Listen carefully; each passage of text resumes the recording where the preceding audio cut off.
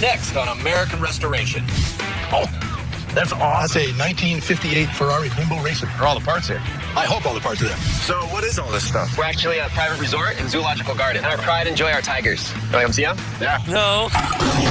You're going to love this thing. It's going to be insane. Hey, Matthew, come on out. Oh, my God. Look at a man's workbench. You see his passions, his works in progress, the things that drive him crazy. Projects done? You get the point. Anyway, every workbench tells a story, and this is ours, American Restoration. I love restoring American-made items from the 40s and 50s, but sometimes imports from other countries are equally as interesting and very stunning. Who's this, Rick? I don't know. Hey, how are you? I'm Rick. My name's Ken. Ken, good to meet you. What can I do for you? I got a little project here I'd like you to look at. Let's see. Oh, that's bad. That's awesome. That's a 1958 Ferrari Bimbo Racer. Let me get a table. I'm here at Rick's Restorations today to get my wife's 1958 Bimbo Racer restored. My wife has had this car since she was 5, and the main reason I like to get this restored is so my grandchildren can ride in it and enjoy it as much as my wife did. It's a Ferrari Spider. Right. These were cool because they were designed by the actual car designer, Giovanni Muccialetti, and they were just exact replica of the Spider Ferrari.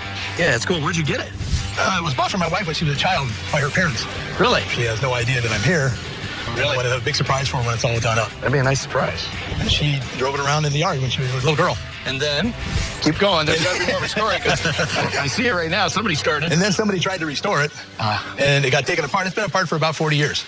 Wow. The other thing that I was noticing is this is the friction motor. This was designed to where it rubs on the tire and makes it work. Later, they started coming out. They came out with a chain model. So this is actually the earlier model, which is really cool. The fact that this was a kid's toy is pretty awesome engineering. I mean, we're talking about a Ferrari here. This car would go about 5 to 10 miles per hour and run about 30 miles per charge. You're saying somebody tore apart, are all the parts here?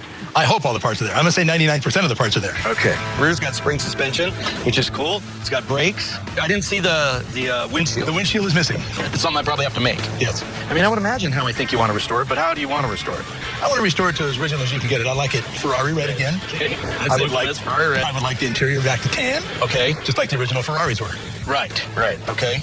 And then working again, right? So what do you think it's going to cost me to get done? I mean, the thing is, it's basically like a little car. The work that's going to be involved is stripping all the paint off, doing all that body work, going through the chassis, making all of it work, figuring out what's needed and not, and then I got to upholster it. So I'm looking at $6,500 to do the whole thing.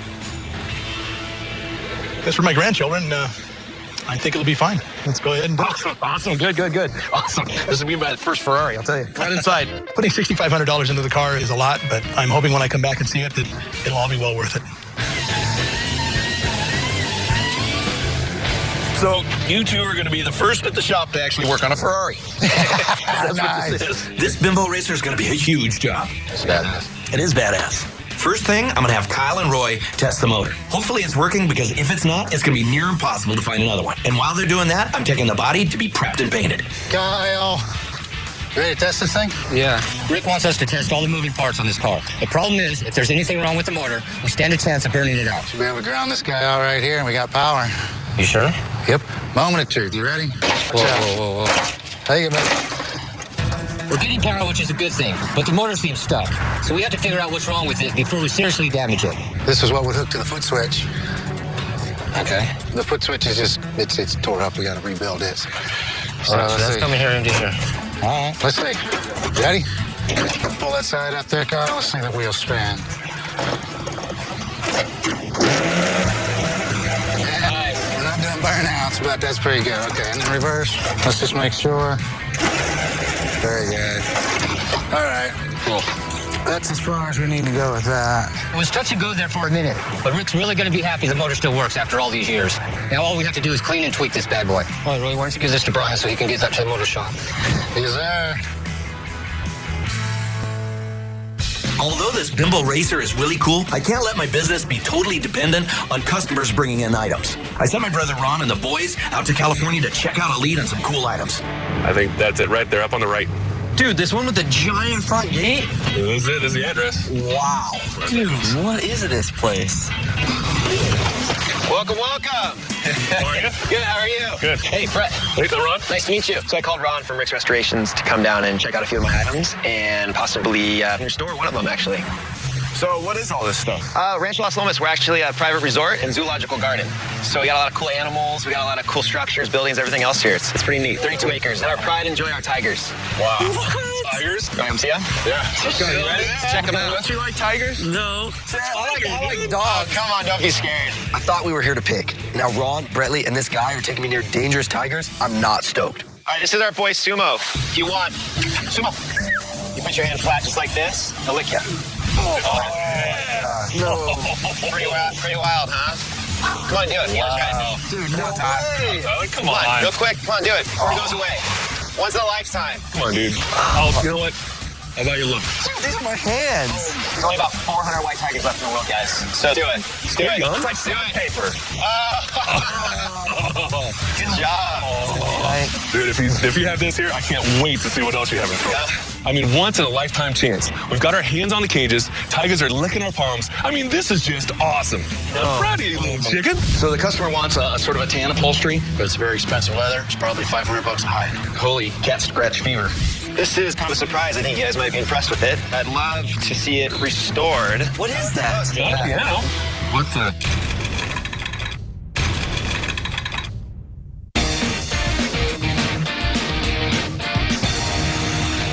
It's the barn. Store some of our old gear.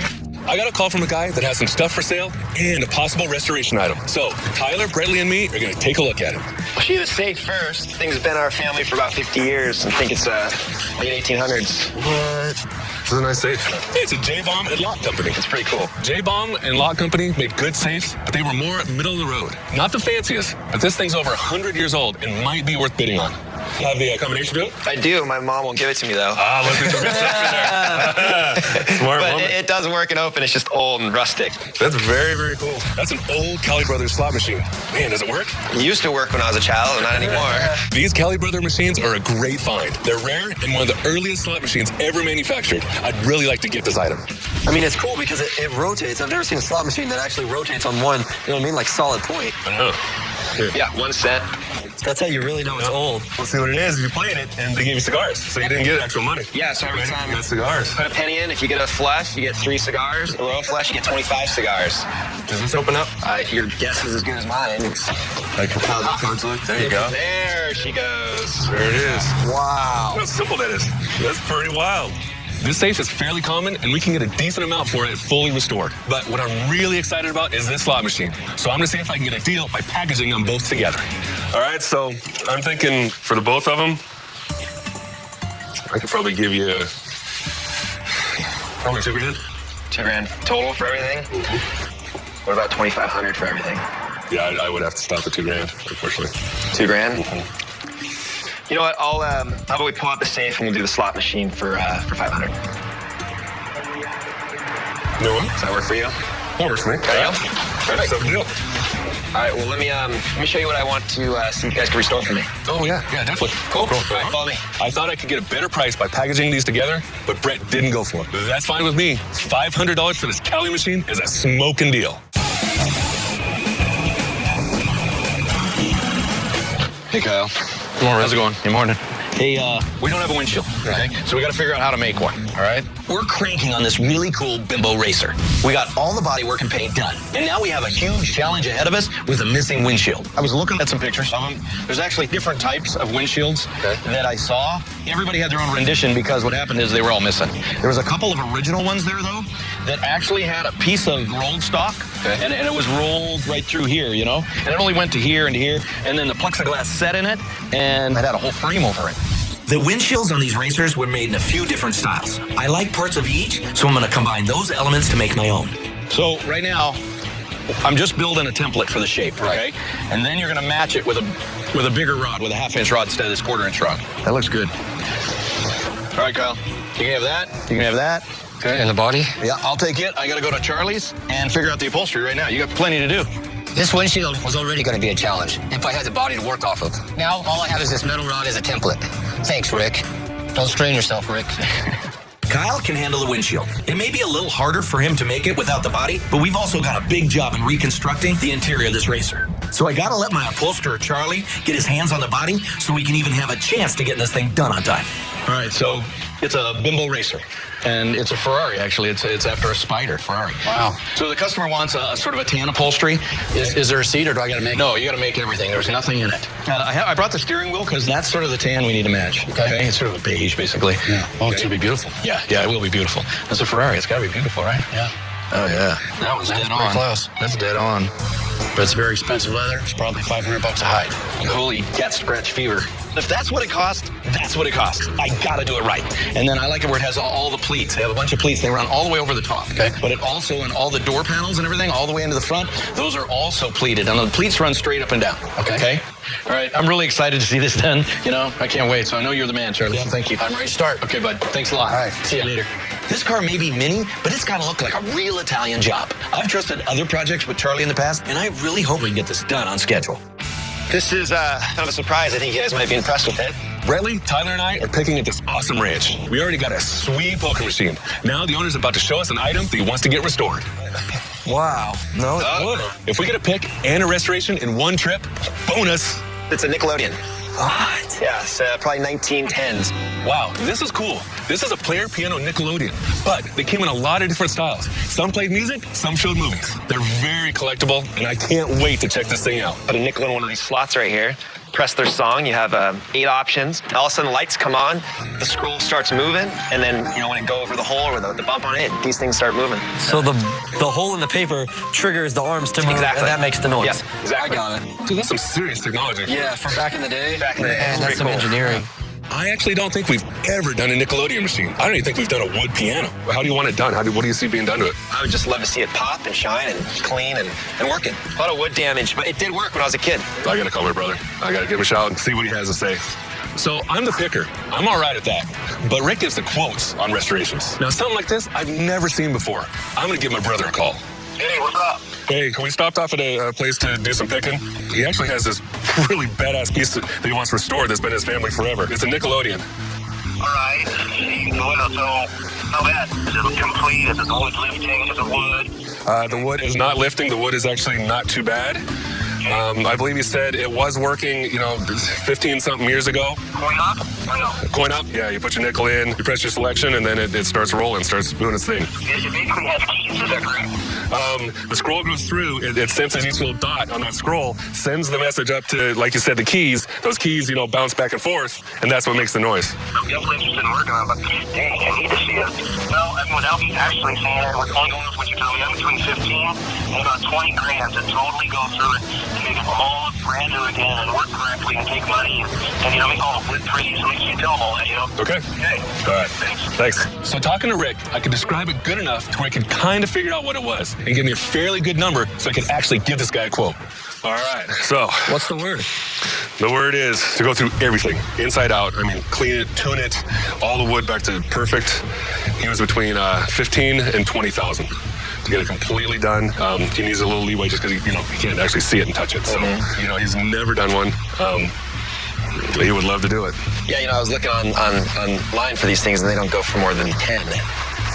Yeah, I mean, I'm not forking out 15 to 20,000 to do this. Okay.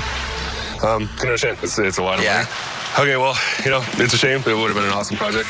Pleasure, You good? guys. Thanks Sorry for about coming. that. Oh, Appreciate it. Nice meeting you. Nice to meet you. Hey, see you guys. Sometimes the customer doesn't realize just how much work we put into it. Rick would have loved to have done it, but we're not going to lose money. When you're restoring your old metal projects, it's essential that you strip it all the way down to bare metal before it goes to paint. What's the worst thing you can do to a freshly stripped piece of iron or steel? A, expose it to heat. B, expose it to moisture. C, cover it. D, wrap it in plastic. The answer and more coming up next. What's the worst thing you can do to a freshly stripped piece of iron or steel? The correct answer is B, expose it to moisture. When metal is stripped, it becomes porous. So the worst thing you can do is let it get moist. This is an example of a piece that's been laid around and it got wet. You have to re-sandblast or strip it. In fact, if you live in an area that's high in humidity, don't strip or sandblast your metal until you're ready to paint, because it's gonna rust. Yeah, let's get this guy bolted in first. It's a good thing Kyle and Roy are finishing up the Ferrari Bimbo assembly, because the customer is anxious to come in and show the surprise to his wife. There it is. Good job.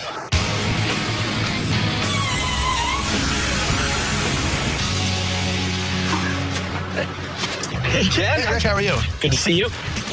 I brought my wife with me, Dorothy. Hi, Dorothy. Hi, Rick. Nice to meet you. Gonna be a surprise for her today. Awesome. I'm here at Rick's today to pick up the Ferrari Bimbo Racer I had restored. This is my wife's Bimbo Racer. When I brought this thing in, it was in pieces. I'm hoping Rick could fix everything and the parts that were missing and paint it up to where it looked like brand new again. You know, this project that you brought in was so fun for the whole team to do, and I can't wait to show it to you. I've got a friend, Matthew, who's going to bring it out. You want to see it? Yeah, bring it out. You ready? I'm ready. Hey, Matthew, come on out. Oh, my God. Oh, look at the headlights. Look at that. Oh, my God. That is so awesome. Oh, my God. It's been about 40, probably almost 40 years since I've seen it. When I first saw my Bimbo Racer come out, I just wanted to cry. It was just so beautiful, and it just brought back all kinds of childhood memories, and I'm just thrilled that it's done.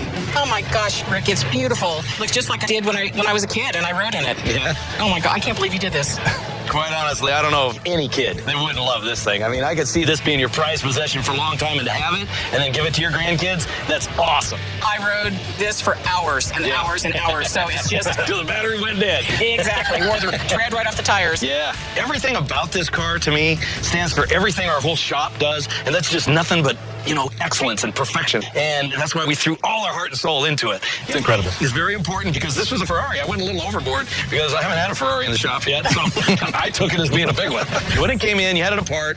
The thing about this is done in fiberglass. It's got a lot of primer on it. It's got a lot of paint on it. It's got a lot of clear on it. It looks like a sheet of glass. It looks incredible. Yeah. The upholstery, I mean, all I had stuck in my head was Ferrari, Ferrari, Ferrari. I went over to the upholster. He whips out this batch of samples, you know, and I knew the color that you wanted, so we ended up matching the steering wheel to the leather on the interior. That's all leather. It's all tuck and roll. It's basically, you know, it's just like it would have been back in the day. And, of course, we put a little rug down on the bottom.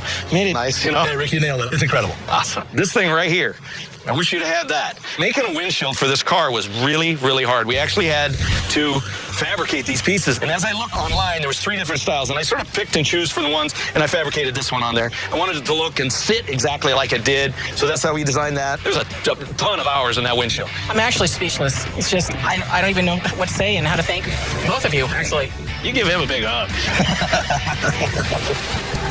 It brought back all kinds of memories, and I can't wait for our grandkids to be able to ride in it. It's just, words can't express how happy I am. Thank you very much, Rick. Thank you. Thank you, Rick. Awesome. Let's go in the office here, and Kelly will write you up some paperwork, and then I'll help you load that up, okay? Okay, thank you. Up next on American Restoration. It's a 2-man chainsaw. Whoa. I am hoping it will work again. If it's seized, which it is, we're SOL. Oh, wow.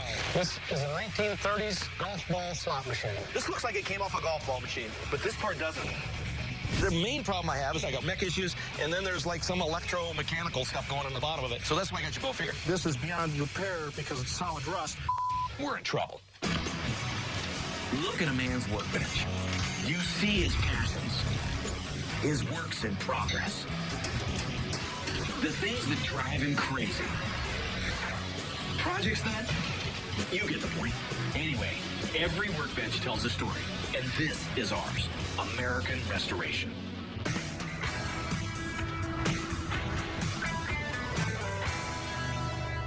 I get all sorts of awesome projects in my shop every day. And because these items are from back in the day when nobody threw anything away, a lot of these machines have been worked on and pieced back together from whatever was available. So it's my job to put these puzzles back together. Rick, somebody's got something for you here. Hey, I'm Rick. How are you? Well, you look good to meet you. I came to Rick's today to see if he could restore my Mills golf ball slot machine. Oh, wow. Since I bought the machine 25 years ago, I've never seen the machine work, so I hope Rick can get it both operational and pretty. I found this in northeast South Dakota about 25 years ago at an auction, and I've always been an avid golfer, and I thought it would be a great golf collectible. It's definitely collectible. It's a Mills Page Boy. That's what this signifies. It's real rare, actually. It's very Art Deco. You can see this here. I mean, it looks like the Empire State Building. I mean, that's the design of it. These machines were actually at country clubs. You weren't allowed to have a gambling device. So a lot of these guys were making their money buying machines that had gum vendors or, well, toy coming out of it or a golf ball. The golf ball vendor was marketed in the 30s exclusively to golf course clubhouses. It would hold as many as 114 balls, and it would pay out 20 for the jackpot. Oh, yeah. See this tube? This looks like it came off a golf ball machine. but this part doesn't. This one up here is a coin machine. I had no idea that it wasn't an original golf ball machine. Right. They wanted it to look that way. A lot of people back in the day repurposed items like this using parts from other machines. So not only do I have a restoration to do, I got to figure out how to make it as original as possible. So you basically want to restore it like it would be a golf ball machine. Right. Does that sound right? I want it functional. Okay, all right, okay. The bottom line is, what will it cost? To restore it the way you want, go through the Mac and do all the back and stuff like that. Do the wood. I'm looking around $8,000 to do the whole machine. That's a lot of quarters. That's a lot of quarters. But restored one of these, they're about 15 to 18 grand. Some of them go up into the 20s. I think I can live with that. All right, okay. All right, awesome. This project is a lot bigger than it looks. Not only am I going to have to bring in my slot machine guy, but in order to make it dispense golf balls, I'm going to need an electronics expert as well.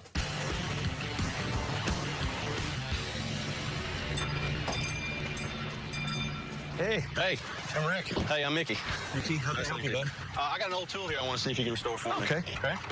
Whoa, check that out. It's a two-man chainsaw. That thing's very, very cool. I got the chainsaw from my dad. He handed it down to me. It hasn't been used in years. It's in real bad shape.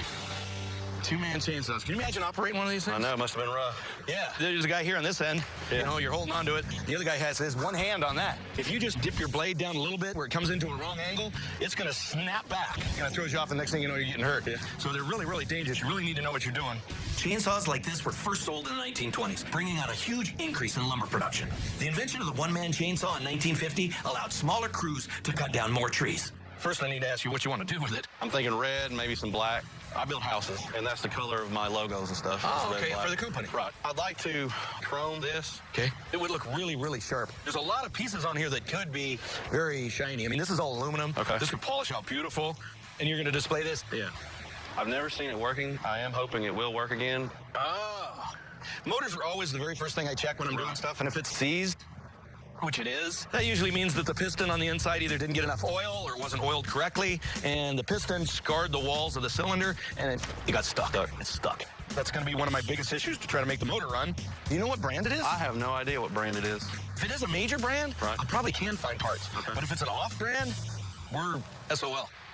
So to do all that, find the parts, get the thing running, I'm looking probably $5,500 to restore the whole piece. $5,500, huh? Yeah.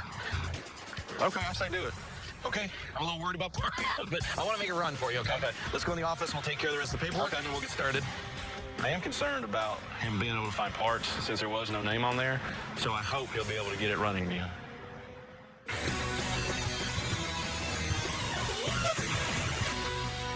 It's over here. The golf ball machine is a hybrid that uses circuitry that you might find in a pinball machine. So I called in my dynamic duo, Mike, my slot guy, and Tim, my pinball guy. Check out that. And this is what I thought of you, Tim. I mean, it's got some kind of a stepper in there. The stepper would step through and check each position for a win and pay out in golf balls. It would then slide down this habit trail thing and come out in the payout cup instead of coins, you get golf balls.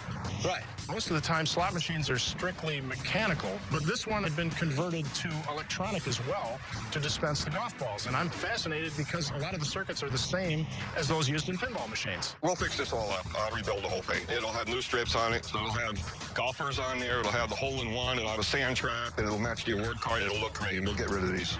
Awesome. And there's some contact points here, which that's going to be Tim's. Yeah, that's what I figured. All that right there, right?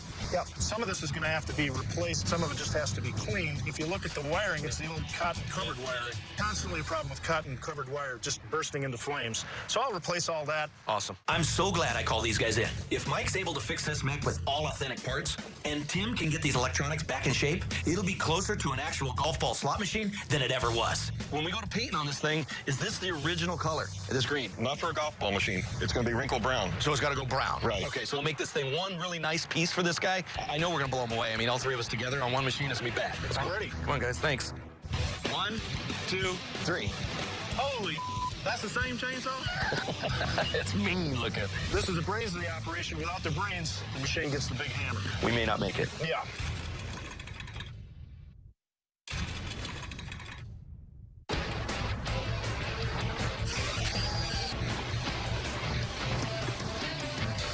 What do we got? I'm hoping you could tell me. He looks like a dinosaur. The biggest challenge of the chainsaw project will be getting it running again. So I got one of my best motor guys, Ed, tearing it down with Kyle to see if they can get to the core of the problem. I love Ed's delicate touch. It works almost every time. Bingo. Rick told us as we're tearing this thing down, we had to figure out what brand it is. That way he can research it easier. So hopefully we can find an ID tag somewhere on this thing. I don't see any numbers. You know, there should be a flag or tag, something somewhere.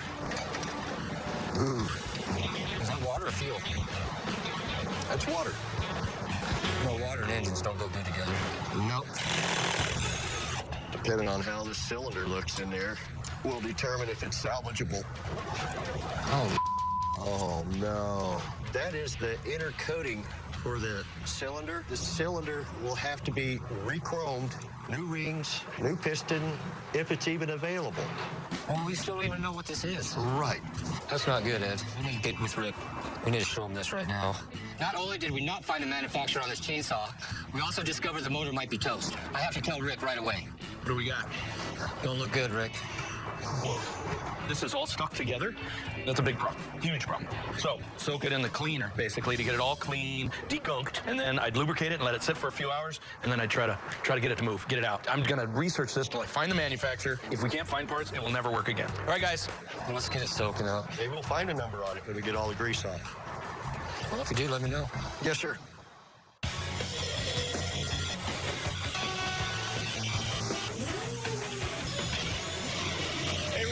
Got some problems with the golf ball slot machine. We've been working on a slot machine that pays out in golf balls instead of quarters. While my slot expert Mike has been working on the mech, Tim has been working on the electromagnetic piece, and it looks like he has some issues. This is a mechanism that's supposed to count and dispense the golf balls. This step unit here is beyond repair. The corrosion and rust is so complete, I gotta find another one, and then I gotta program it to do what this one used to do. Oh, my God. When you pull the handle and the reels stop, this part is what's supposed to determine that there's a winner there, and then it's supposed to pay out a certain amount of golf balls for that winner. This is the brains of the operation. Without the brains, usually what happens is the machine gets the big hammer. I'm not hopeful. We may not make it. Yeah. All right, well, thanks. Tim's the only guy that I know that can pull this off. If he can't, I'm gonna have a very disappointed customer.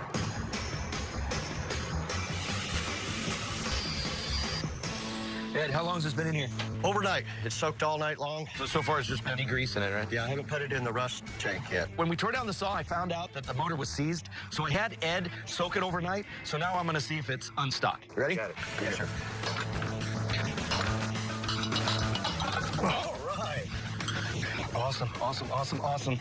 I didn't think it was coming out. And there's the rust. Yeah, it just rusted itself to the cylinder. Now that we know that it's rusted instead of seized, probably once we go into the rust stuff, all this stuff will come off. Just keep on going at it. I'd like to get a new piston, but if I can't find one, we may be able to salvage the one we have. All right. Thank you. You bet.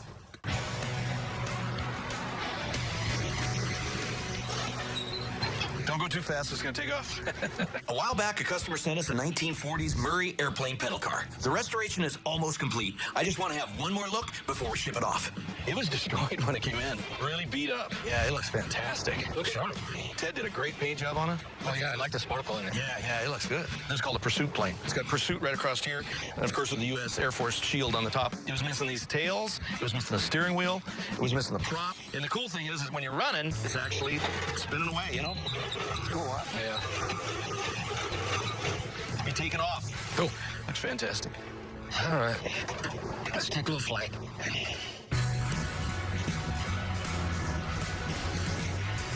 Hey, Tim.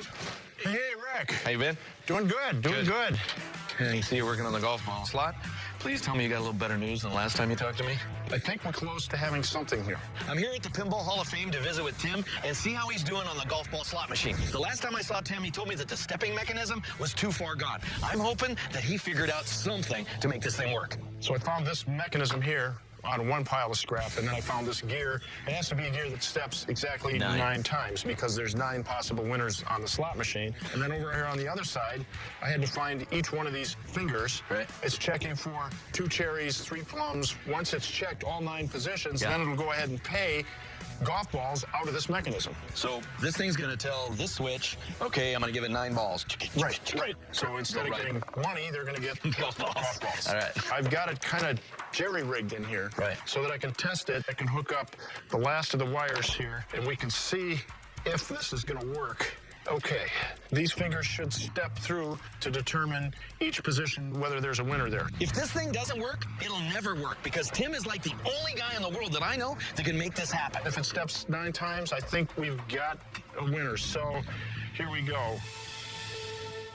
Ah, it's moving. Oh, right on. Look at that, look at that, look at that. It's going. Each one of these fingers is going through and checking for different winners. Tim is awesome. To be able to actually take a bunch of parts and make this stepping mechanism work, he's a genius. That's done. I think we're there. Awesome. Thank you, Tim, very Great. much. See you later. The two-man chainsaw was a big job inside and out. Our research led us to discover that it's a McCullough from the early 50s. So we were able to track down the parts needed to make it run. The motor's back together, the parts are painted and chromed. Now we're just doing the finishing touches before showing it to the customer. All right, thank you. It's right out here. Oh, I can't wait to see it. I'm here at Rick's Restorations today to pick up my two-man chainsaw. My dad passed this chainsaw down to me, so it's got a lot of sentimental value. I just can't wait to see it, and I hope it's running. You remember what this thing looked like when you dropped it off, right? Oh, yeah, just a bunch of pieces. Rusted pieces. Right, it was just a pile of junk. Okay, here we go. 1, 2, 3. Holy, look at that. That's the same chainsaw? That is the same chainsaw. Does that not just say, give me a tree right now and I want to saw that thing down? That is awesome. It's mean looking. What really popped out to me was all the chrome and the colors. Rick did an excellent job incorporating my colors for my business, red and black. It looks awesome. It's a showpiece now. That's what I want. Right? Yeah. Right. We researched it, found the manufacturer. It's a McCullough model 755. It's 7 horsepower and 55 pounds of end weight. Everything on this thing has been redone from the recoil to the motor all the way to the transmission. On the bar, we ended up chroming it. I wanted it really, really shiny, be able to see like a mirror. The chain, I sort of wanted to offset it with a different color, so I ended up doing with this CAD plate, so it gives a little bit of different texture. That chain is unbelievable. I can't believe you got it to look better than you like that. Yeah. One of the other things that's very versatile about this McCullough, you actually can spin the blade. Let's say if you wanted to go sideways, you would hold that, sort of lift it up a little bit. I would undo this, okay, and now you should be able to spin it. There you go. Boom. I'll lock it back down again. Wow. That is awesome. Okay. So now we're going through the tree sideways. Right. That's such an awesome feature. It's so badass. I just want to cut a tree down. You might be able to do that. I'm hoping he was able to get it running so I can crank it up and hear it runs. All right, let's see how she goes. Wow. That is just awesome. It just sounds like it's got a lot of power. Yeah. I'm really impressed. My plan now is to take it home, hang it up in my shop. Just can't wait to see everybody's reaction when they come in and look at it. Well, Rick, I'm just so happy and pleased with it. I couldn't ask for anything more. Thank you. All right, bud. Let's go in the office. We'll finish up the paperwork. Okay. It was a really fun project. Good, I'm glad. All paint looks similar after it's dried, but sometimes when restoring an old item, you need to know what kind of paint you have. Which of these can be used to determine if old paint is oil-based or latex? A, water, B, denatured alcohol, C, paint stripper, D, bleach. The answer and more coming up. Which of these can be used to determine if old paint is oil-based or latex? The correct answer is B, denatured alcohol. Take a rag, dip it in alcohol, and then rub it back and forth on the surface. If the paint doesn't come off, like you can see here, then you have oil-based paint. If it does come off, like you can see here, then you have latex. This is a great tip when you're doing your restoration as far as what kind of a product to paint on top of your old one. The golf ball slot machine is finally ready to go. Mike and Tim worked on the mechs, and my guys did the woodwork, painting, polishing, and assembly. I'm optimistic that the customer will score it as a hole-in-one. Hey, Rick. Hey. Ulick's here for the golf ball slot machine. Awesome. Hey, Rick, how you been? Good. I was sure excited to hear that my golf ball slot machine was ready. You want to see it? I sure do. Hey, come on, it's over here. I bought this machine 25 years ago, and it was not working then. So I'm very excited, hopefully, to see that machine work today. Here it is right here. Okay. All right, so you remember how this thing used to look. I mean, it was just beat up. It was trash. The wood was all rotten. The mechanism was all rusted. There was just very little left of the machine. All right, so keep that in your head. You ready to go? I'm ready. 1, 2, 3. Wow. Holy moly, that can't be the same machine. Wow, that looks really, really good. Is that cool? If I showed the pictures before and after, there's no way to recognize it.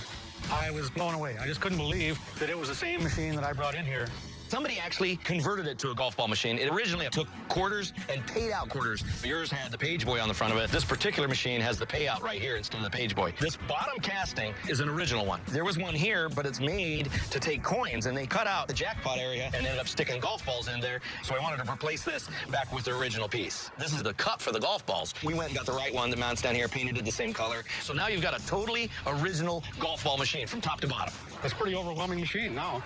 The fact that Rick was able to find original parts to restore that machine to absolutely original condition preserves the integrity of the machine. It just makes everything better. Okay. Wow. See how the mech's all been gone through? This looks completely different than when I brought this thing in here. I know that. That was a rust bucket when it came in.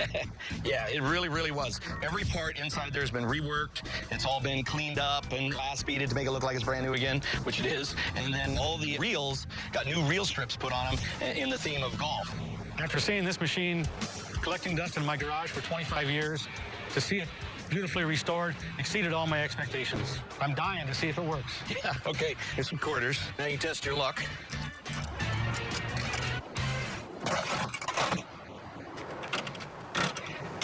Look at there. 3 greens. That is cool. Isn't that cool?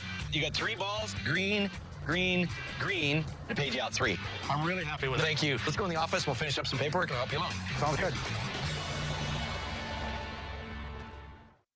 Up next on American Restoration. Rick, this is a 1937 iron lung, common during the polio epidemic. Do you want this thing working? That's right. Here's the deal. There's a lot more to this.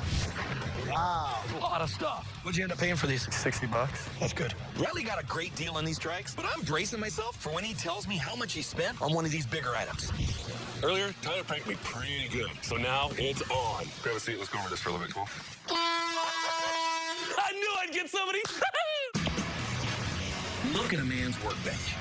You see his passions, his works in progress, the things that drive him crazy. Projects that, you get the point. Anyway, every workbench tells a story, and this is ours, American Restoration.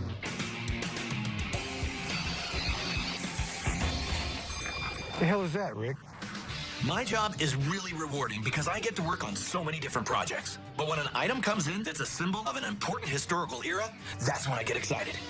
What can I do for you? I'd like to have you take a look at this old respirator. I'm here at Rick's Restorations today to get my 1937 iron lung restored. It sat outside for a long time. It doesn't work anymore. I'd like to have it restored because I think that it can become an important museum piece or collector piece. Rick, this is a 1937 Drinker Collins negative pressure respirator, also known as an iron lung, common during the polio epidemic. Right. This thing's awesome. In the early 1900s, there was a polio epidemic in this country that left thousands of children and adults crippled. The worst off were those that couldn't breathe on their own. By the late 1920s, a machine called the iron lung became widely used for these polio victims. These things saved lives, and it would be an honor to restore one. The way the thing worked, Yeah. of course, this had glass in it. Right. It was essentially a sealed chamber, and the patient who was paralyzed in their diaphragm and was unable to breathe would lay on a bed inside of here. Right. And their head would stick out this end. Right. And then this bellows down here would open and close from this motor-driven gearbox. Right. And it'd pull a vacuum. Yeah. And then it would pressurize, and that would cause the person's lungs to Go out. expand or contract depending on what the pressure was. It helped them breathe. Yeah. But you want this thing working? Do you want it? Basically, it's going to be a museum piece, or it's going to be in the lobby of a pulmonary cardio clinic of some kind. All right, so I think what we can do is get this thing totally working, but not to medical standards. I don't think it's going to save anybody. What has to happen is everything is going to come off. I mean, every nut, bolt, piece, bring it all the way down, because all I want is this cylinder to be sitting in front of me after we sandblast it, and then I'm going to cut it out with the torch and then patch it in. Right. We'll go through this motor, make it all work again, make it pretty, paint it all. The same with the gearbox, of course. On the Velo, we'll go ahead and figure out if we can make this, clean that all up, make that all work correctly. So, Rick, what's it going to take to put this back together? All that, I'm looking about $12,000 to do the whole thing.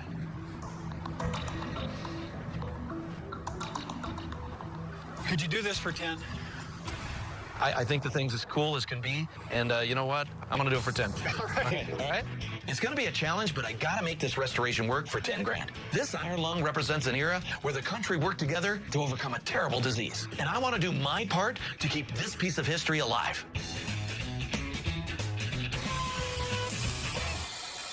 When he's fixing this in body, he can just paint this white too, you know what I'm saying? Hey, Tyler. What's that? Hey, I need you to do something for me. I need you to take my car and get it washed. Washed? You know it's my baby. It's got to be clean. I'm right in the middle of something. Dude, just do it on your lunch break. No, why would I do that? You're my nephew. I've been here longer. I've also changed your diaper, so you need to owe me. Okay? Thanks, man. Are you serious? Ron must be delusional. I would never, ever wash his car. But I think I might use my lunch break today to teach my uncle a lesson. The iron lung we just got in is in really bad shape. And if I'm going to restore it, I got to get eyes on a complete one. Hey, Lonnie. Well, good morning, Rick. I have this friend, Lonnie, and you could say he's a bit of an oddball. His house has everything from full-scale models of spaceships to submarines. And hopefully, an iron lung is part of that collection. I hear you have an iron lung. I really do. I have one in my basement in my tomb. The tomb. Yeah, awesome. Let's go see it. Where's Come it at? on down the stairs here. Okay. Where are we on? I put a tomb underneath the house so that I never have to leave the property. Who the hell has a tomb in their house? Like, you use that as a conversation starter? Oh, yeah, we're hanging out. Let's just go down to my tomb. Wow. This is my sarcophagus. Yeah. And my iron lung from the 50s. Why do you have an iron lung? That's where I'm going to be buried. I'm going to spend eternity in there. Lonnie is Lonnie, and when he took us down to this tomb area he was talking about, I just figured it was just a dark place. Instead, it's actually where he wants to be buried, and it is literally a tomb. Lonnie, we're restoring one almost just like this. The bed comes out like that, and it has a little bit bigger lenses here. Yeah. This is interesting, because I wondered, you think this is Plex or it's glass? It's from Plex. It is a Plex. It's a Plex, yeah. That's good to know, because I was thinking about putting glass in there, and it would have been extremely expensive to roll glass. Ours has a little bit different headrest situation here. This is really nice, the way they made this, to where it actually holds the skull just perfectly there. On ours, is basically you sit your head in, that's it. There's actually a mirror, so you could see yourself, or you could put newspapers in here, magazines, so you could read and that kind of stuff. And also to talk to people, so you can look at them when you're in it. This is showing me quite a bit, actually. You should experience it from the inside. Get in it, Ty. No. Come on. For $100. I'll give you $100. All right. Got to get in the back here, and we're going to crawl in. Lay down there on your back. Getting in this thing is creepy on multiple levels. But for $100, there's basically nothing that I won't do. Ready? Oh, my God. Here we go. Here we go. 1, 2, 3. Okay, slide on out. Okay. How does that feel in there? Can I get out now? No. I've experienced it. Tough. You've experienced for a couple minutes. To think about you being in there as a person and only being able to blink and swallow and move your lips, that's incredible. Being in there, you can't move your arms. All you can see through is that mirror. I mean, you don't really have many options. Thanks a lot. Sure enough. I can't believe Tyler actually agreed to go inside there. There's no way in hell I'd go inside that thing. And I ain't gonna give him no $100. He's just gonna have to figure that out. We're so excited to see this iron lung. All right, here we go. Oh, check this out.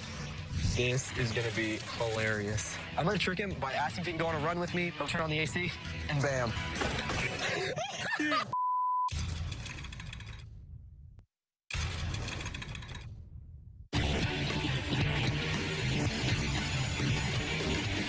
Earlier, a customer brought in an old iron lung from the early 1900s. Tyler and I went over to Lonnie's to do a little homework. Now it's time to rock and roll. So I got Kyle and Cowboy tearing this thing apart. Cowboy, you ever been in one of these? No. I can't hold it like this. You're gonna have to go in it, Kyle. Me? You don't want small if you go in there. Get on in there so we can get done. It's harder and harder to work with you every day. I'm really not trying to get into this thing, but I guess somebody's got to do it, right? I'm feeling claustrophobic. You owe me lunch for this, Cowboy. Ready? Yeah. Really? Come on, Cowboy.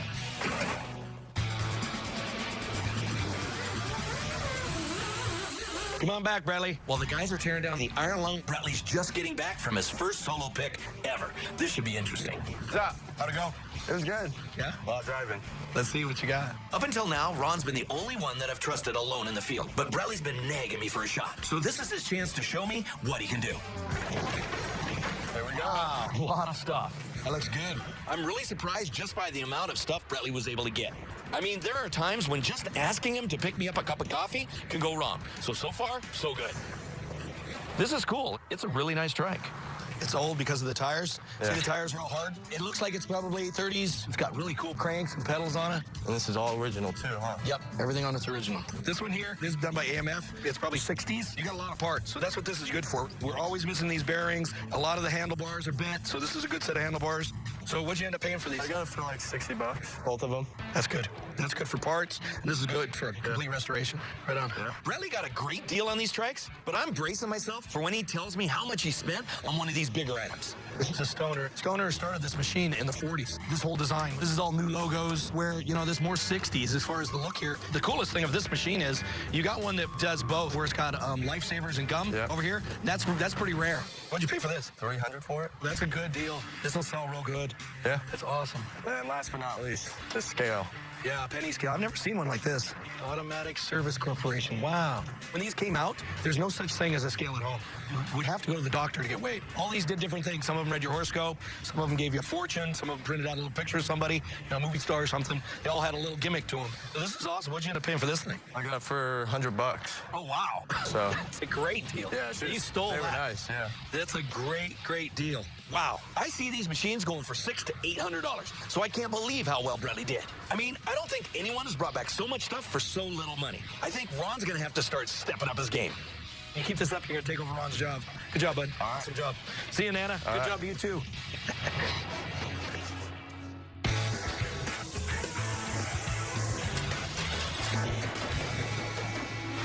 Earlier, Ron had the balls to ask me to get his car cleaned. Watch my car, okay?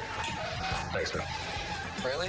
He was so obnoxious about it that now I just gotta punk him. A little flour in the air duct should do the trick. This is gonna be hilarious. I'm gonna trick him by asking if he can go on a run with me. He'll get in his car, not think anything of it, turn on the AC, and bam. You got a couple minutes? Yeah. I gotta go on a run, and we gotta go pick up some compressors, but there's no truck here. So, you and me going? Yeah, I mean, go out, get some lunch. Oh, yeah, get me out of the boneyard, dude. Wait, I thought you were supposed to get my car washed at lunch. In your dreams, pal.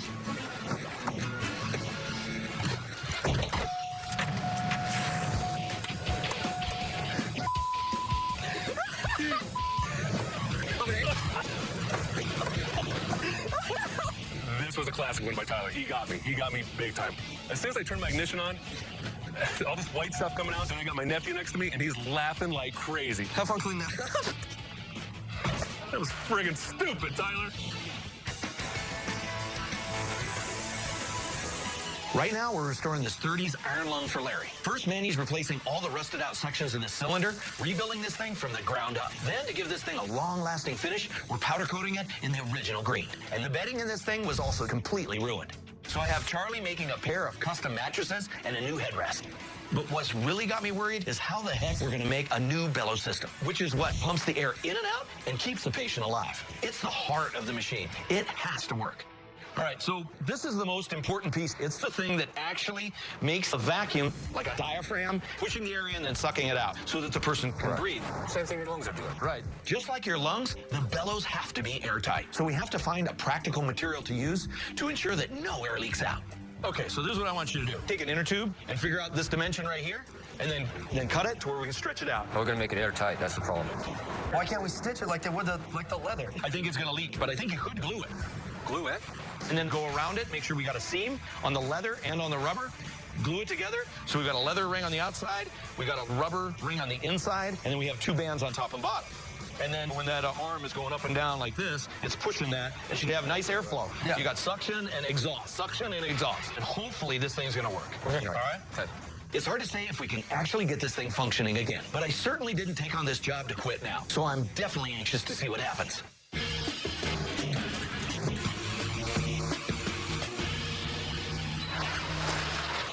Sweet, nobody's in here. Earlier, Tyler pranked me pretty good.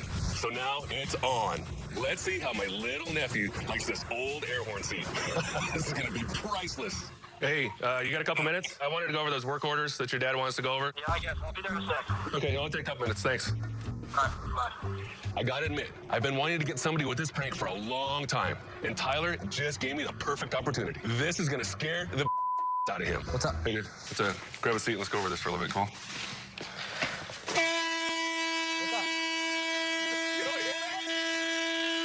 Dude, that was supposed to scare the crap out of you. That was my prank. You didn't get scared at all. You're not gonna get me. I mean, what? You suck, dude. Are we doing work orders? No, that was a prank. That was one of my best, too. Why don't you go cry about it in your dirty car? Son of a... Next time, I'm just gonna put a whole pile of live tarantulas on his desk. If you've ever stained wood before, you've probably run into this problem. Wood stain on your hands that can set in for days. What common household item is safe and effective at removing oil-based stain from your hands? A, baby powder. B, oranges. C, olive oil. D, petroleum jelly. The answer and more coming up.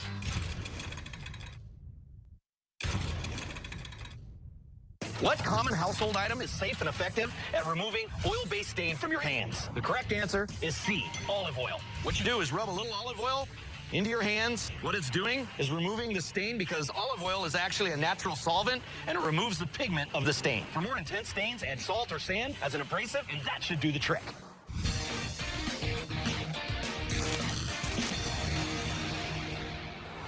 This iron lung has been one hell of a project. All the parts are done, so now I've got Kyle and Fonzie assembling it for the customer who's coming in to pick it up later today. Hey, Dad. Yeah. Larry's here, for the iron lung. Oh, hey. Hi, Rick. Good. How you been? Good. I'm so excited to see this iron lung. All right. Being able to take this machine back to South Dakota in a restored condition, very important to me. It saved lives and helped people that otherwise wouldn't be here. All right, so you remember what this looked like, right? I mean, it came in just trash. Yes, sir. All right, you ready? All right. 1, 2, 3. Oh, check this out. What do you think? This is fantastic. Right out of the factory. Absolutely spectacular. When I first saw the iron lung, I was blown away. The first thing I noticed were all of the beautiful plated parts. Just spectacular shining parts all over the machine. Compared to how this was when I brought it in, it's unbelievable. You know, it was a huge learning experience for us to figure out how it operated, what each part did. And then I ended up going over to a friend of mine's, and believe it or not, he actually had one down in his basement, but it wasn't as old as this. It was 50s. It actually inspired me about some ideas of the machine and how it worked and everything. And actually, Tyler ended up getting inside of it. No kidding. You were inside? Yeah, I was in it, but I still haven't seen $100 for doing it. Yeah, no, it was ridiculous. The tank itself was rusted out first. We had to roll the metal and then weld it all in. It had to be airtight. Yep. We ended up doing a lot of body work and fabrication. We re-nickel plated everything. This is actually plexiglass, and that's what they would have used back then on this particular one. So that's all been redone. Now you can see through there. Yep. Ted went and redid your face plate of the water pressure gauge right there. So that's all new and we put back together. Fantastic. The motor itself, we sent the motor out, redid all the electrical. All the electrical's been done. Yep. Where the bellows went up in it, it was all rusted out. Yeah. So we had to redo it, re-weld it, remount it. So cool. On the bellows, we saw that it was leather on one side, inner tube material in the middle of it as the diaphragm. And then all of a sudden we're figuring out, what are we going to use for the rubber? We ended up buying like 3 or 4 different kinds of tires to try to figure out. We finally figured out the one that would work, and then boom, that thing fit in there. I'm amazed. I'm really eager to go through it and see all the pieces. So you want me to fire it up and show you how it works? Turn it on. You haven't seen that happen yet, have you? No, sir. All right. I know this is a really tough project for Rick. I'm hoping he was able to do everything that he thought he could do to bring this machine back to life. I'm ready. Hit it. Check it out. Wow. Look at that. Oh, that's beautiful. Is it quiet? Oh, it's quiet. Think of that thing running and running and running. Yeah. All day. Yep. I think that you really need to get the full effect of like what it would be like. I think we need to stick him in it. Yes. What? He knows. You're getting in it, he said. No, I'm not getting in it. Yeah, I got in it the first time. Now it's time for you to get in it. Now you got to get in it. I mean, next time you should just give me my $100. Come on. Oh, no. Come on. Oh, no. I'm scared. This is very weird. Oh, my. Oh, you can feel the suction for sure. Really? Yeah. Hopefully it just sucks the money right out of your pockets. While you're in there, that $100 you owed me seems awfully excessive. Hey, where's your get wallet? out of my pockets. I took my wallet out. Experiencing the iron lung firsthand really taught me a few lessons. First, what a struggle it was for the people who had to live in them. Second, not to stiff Tyler on a bet. It's absolutely spectacular. Thanks for bringing it in. Thanks, Tyler. Awesome. Not a problem.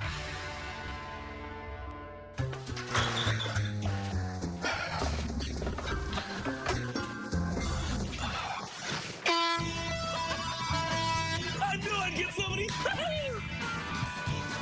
Oh my God. Did it work? Perfect. Perfect. Next time, pay me my $100. Sucker. Bastard. Up next on a 1-hour special episode of American Restoration. Eric? LED Billy, good to meet you. How you buddy. doing, man? Good to see you too. What did you send me? There's some big box on the other side. Well, let's just say it's a basket case. Billy Joel wants us to restore a really cool item that means a lot to him. Wow, look at that. That's a Steinway?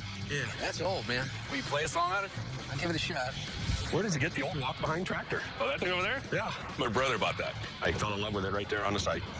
I want you guys to all go on a pick today. How about this then? Whoever brings in the one bad item, he gets to meet Billy Joel at the reveal. I don't know what it is, but I can't wait to see what he's got boxed up in here. Wow. Is that what I think that is? Look at a man's workbench. You see his passions, his works in progress, the things that drive him crazy.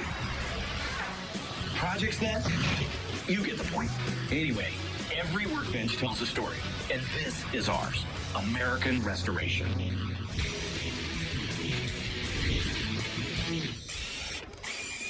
We got in a large crate from the piano man himself, Billy Joel. I don't know what gets me more excited, finding out what's in the box or getting to meet one of my all-time favorite rock and roll legends. Hey, Tyler. What? Don't undo this crate. Why?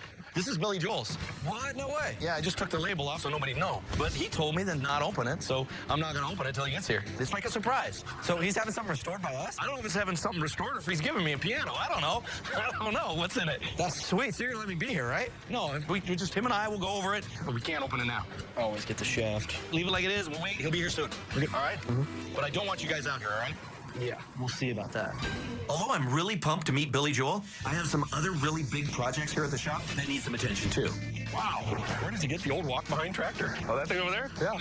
My brother bought that. He did? Yeah. A few weeks ago, we had a guy come into the shop that found a really cool walk-behind tractor that brought back a lot of memories to him. Customer came in with it, and he bought it on a farm, but he wanted to get it restored. And he couldn't afford it, so I ended up buying it. My grandfather used to use one of those. And he used that same one? Yep, David Bradley Brown. Yep. And from like 1910 to the 80s, David Bradley made garden equipment, and they would sell them through that Sears catalog. And this piece right here, this is probably late 40s, early 50s. What was cool about the piece, it has a Briggs & Stratton motor in it, and at the same time, it came with all kinds of attachments. Snow plows, tills, all kinds of stuff you could do with this piece. Oh, yes. You're looking at buying it? Buying it and having you restore it for me. Right. So what do you want? What do you want to do to it? Well, I'd like to get it back into original paint job running condition. Yep. And ideally, I'd like to get a trailer that I could sit here and guide it with and have the wife and the grandchildren's riding with me. So, okay, so when you're driving it, what, are you going to sit here? Yep. I guess if you had wheels back here. There'd be wheels back here on the trailer. But the thing with the steering is, I don't know if you've ever ran one of these. No, I haven't. I have. You got to push down to do a turn. It's not like you got a steering wheel like Green Acres. You know. So When did you live on a farm? back before you were born, I'm just trying to think how to do anything else to make it turn. There is no brakes, so you'd have to make it have brakes. Well, this will obviously give you something to think about. Yeah. The deal is for me to restore this, I'm looking at about 12 grand to do the whole thing. Well, you know, if you can make it work, the memories for the grandkids are priceless. So you got a deal. Yeah, you on that? Yeah, let's try it. This is going to be a challenge. I'll get my little brain to tick, and how we're going to do that. Hey, I brought Ron out here because I wanted to talk to you guys. I want you guys to all go on a pick, okay? Why? I don't want everybody just jumping around Billy Joel and making him feel uncomfortable. So I want you going on a pick. How about this then? A competition between us three. Whoever brings in the most unique, the best, the baddest item, he gets to meet Billy Joel at the reveal. It can't be just bad. It has to be sellable, okay? We got to sell it, okay? So it's the item that makes the most money. Yeah. Just because an item's cool doesn't mean it's going to keep me in business. So whoever picks the item that I can make the most money off of is going to win this competition. This will be a good challenge for all of you, okay? Where are we going picking? I think I'm going to send you to Lonnie's. Lonnie's? Lonnie is one of the most eccentric collectors we know, and his house is like a museum of pop culture memorabilia. You have to do a little digging to find the good stuff, but I know there's some diamonds in the rough there. So each one of you are going to get one piece. You're going to keep in mind how much we're going to restore it for, what it's going to cost us, what we're going to sell it, profitability, basically. All right? All right, I'm in. Take off. I'm driving. I'm winning. We had a big crate delivered for music legend Billy Joel. I have no idea what this thing is, but he's actually coming by today to go over this project with me. And I've never been so excited to meet a client before. How you doing? Hey, Rick. Nelly, good to meet you. How you doing, man? Good to see you, too. Good. I'm here today because we're doing a gig in Vegas, and I know Rick has his place here, and I got something I want him to do for me. This is something, man. Look at all this stuff. I call it my boneyard. You know, we travel the country, and we just buy stuff rough, you know? And then we just throw it back here, and we either rob parts to make stuff work, or we bring people out here and, you know, sell them stuff. It's a lot of vending stuff like that. Very cool. Yeah. Can I take a look around? Yeah, I'll show you around. Great. Just like give you the little nickel tour, you know? Thank you. Reminisce. Absolutely. I know some of this stuff. That's what's scaring me. There's different things out here. Look at these little guys. What's that? It's about a 1960s pedal car. Kids could look up to their parents driving this brand new Mustang down the road, and then this is what the kid would be driving. Yeah, this would have been for rich kids. Yeah, oh yeah. You never had one? No, I never had one of these. I mean, but you go to FAO Schwartz, and you'd see these babies in the window, but I never able to dream about getting one. Right. This was the end of the awesome kid's toy. This really was. Great. It was just on the verge of turning to plastic, and then everything went to hell after that. I got a couple bikes over here. You know, that's called a Benz. Have you ever heard of that? No. They made this in 1954, and they only made it for 1 year, so it's extremely rare. Then, of course, you got the Black Phantom there. Sweet. Now, back in the day, kids used to put a Briggs & Stratton lawnmower motor on these things and make homemade motorbikes. Right. That's right. They got around faster. Very cool. We've got an old radio. Wow, look at that. Yeah. That's great looking. Art Deco. Zenith was the top of the line radio you could buy in the day. Yeah, nice wood cabinets. Yeah. That was the entertainment. That was it. You would listen to this, and that's it. No TV, no nothing else. That's all you had. You know what that is? I think so. This is something I bought quite a while ago, and I've been wanting to restore it. I think it's a Steinway, I think. That's a Steinway? Wow, it's a Spin-It model. Yeah. That's old, man. If it's capable of even happening, will you play a song on it? I'll give it a shot.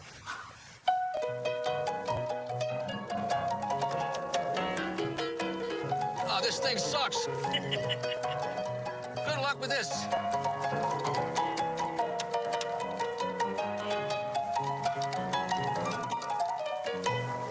Awesome. Needs work, man. Good luck with this. Your ears, to me? My ears? It sounded pretty darn good. Wow, you got to get out more. Great stuff. So, anyways, the box you brought, I'm dying to know what's in it. It's a basket case, and I think you'll know when you see it. I can't wait. Let's go get it open. I don't got a clue what Billy shipped over, but he said it's in pretty rough shape, and that's not exactly calming my nerves right now. All right, so here it is. Now that I get to open it up. I've been looking for something like this for a long time. I got it as a basket case. Literally, it was a bunch of parts in a basket. That's why they call it a basket case. And I figure if anybody's going to know how to put this thing together, it's going to be Rick. Wow. Is that what I think that is?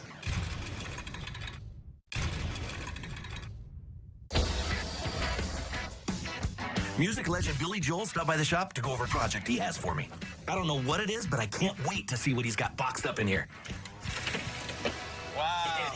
That's awesome. Nice, huh? That's awesome. This particular bike is 1967 BSA, and I figure if anybody's going to know how to put this thing together, it's going to be Rick. Wow, this thing is awesome. What's the story with this?